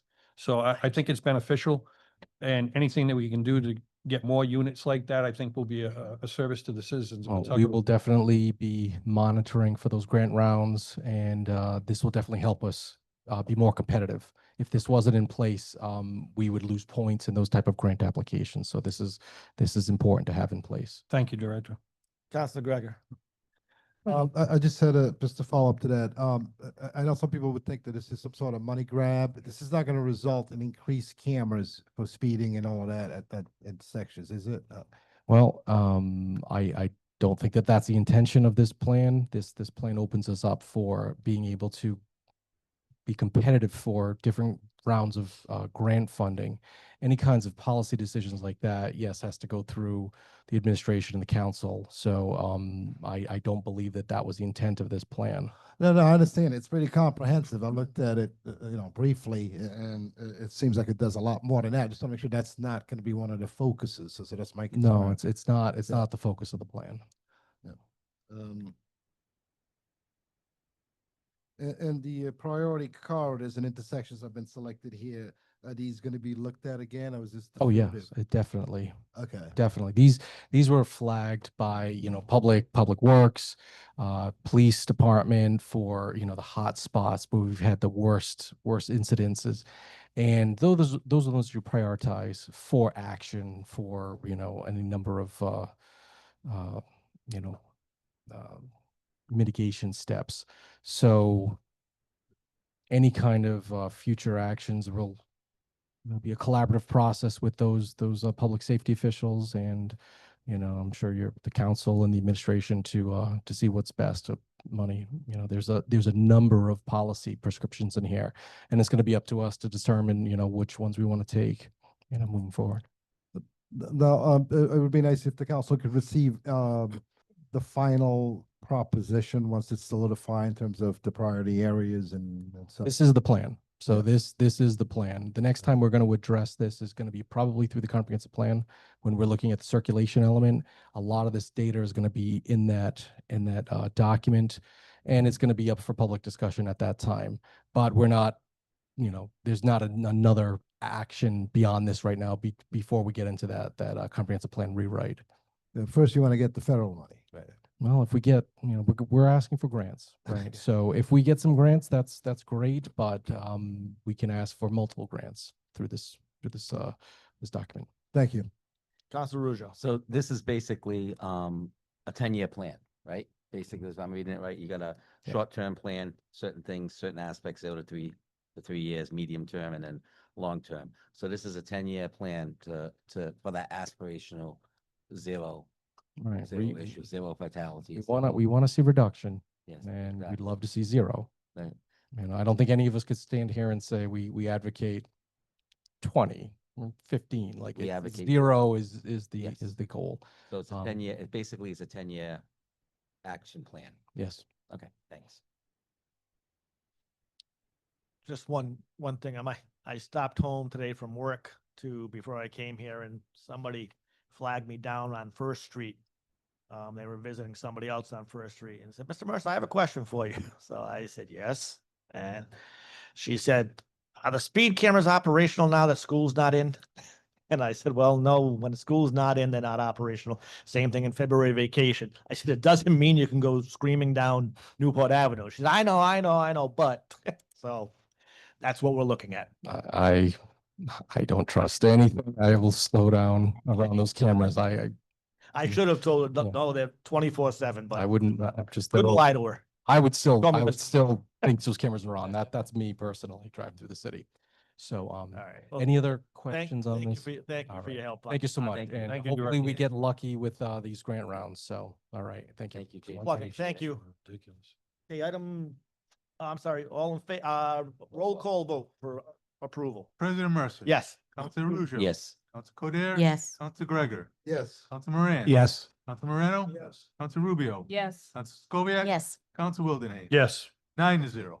Number 8, the Finance Committee returns the following ordinance. An ordinance and amendment of Chapter 108, 112, 193, 251, 260, and 302 of the Code of Ordinances, City of Pawtucket regarding various licensing fees. I call for approval on a roll call vote for first passage. Second. Moved by Council Wildenhain, second by Council Rubio and Council Moran, that the Finance Committee returns the following ordinance.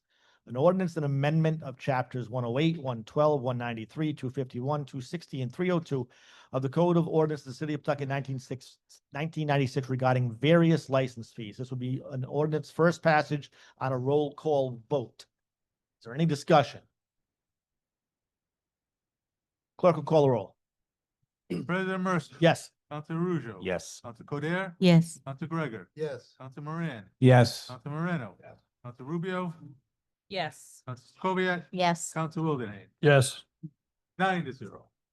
Number 9, the Finance Committee returns the following ordinance. An ordinance and amendment of Chapter 202 of the Code of Ordinances of the City of Pawtucket entitled Fees, various fees charged by zoning and code enforcement in the planning departments. I call for approval for first passage on a roll call vote. Second. Moved by Councilor Wildenhain, seconded by Council Moran and Councilor Rubio, that the Finance Committee returns the following ordinance and amendment of Chapter 202 of the Code of Ordinances of the City of Pawtucket 1996 entitled Fees regarding various fees charged by the zoning and code enforcement and planning departments. This is a motion for approval on a first passage on a roll call vote. Any discussion? Clerk will call the roll. President Mercer. Yes. Council Ruzo. Yes. Council Codere. Yes. Council Gregor. Yes. Council Moran. Yes. Council Moreno. Council Rubio. Yes. Council Scoviac. Yes. Council Wildenhain. Yes. 9-0. No further business coming before the Pawtucket City Council. I make a motion that we adjourn. Moved by Council Ruja, second by Councilor Gregor, that we adjourn. All in favor? Aye. Opposed? We are adjourned.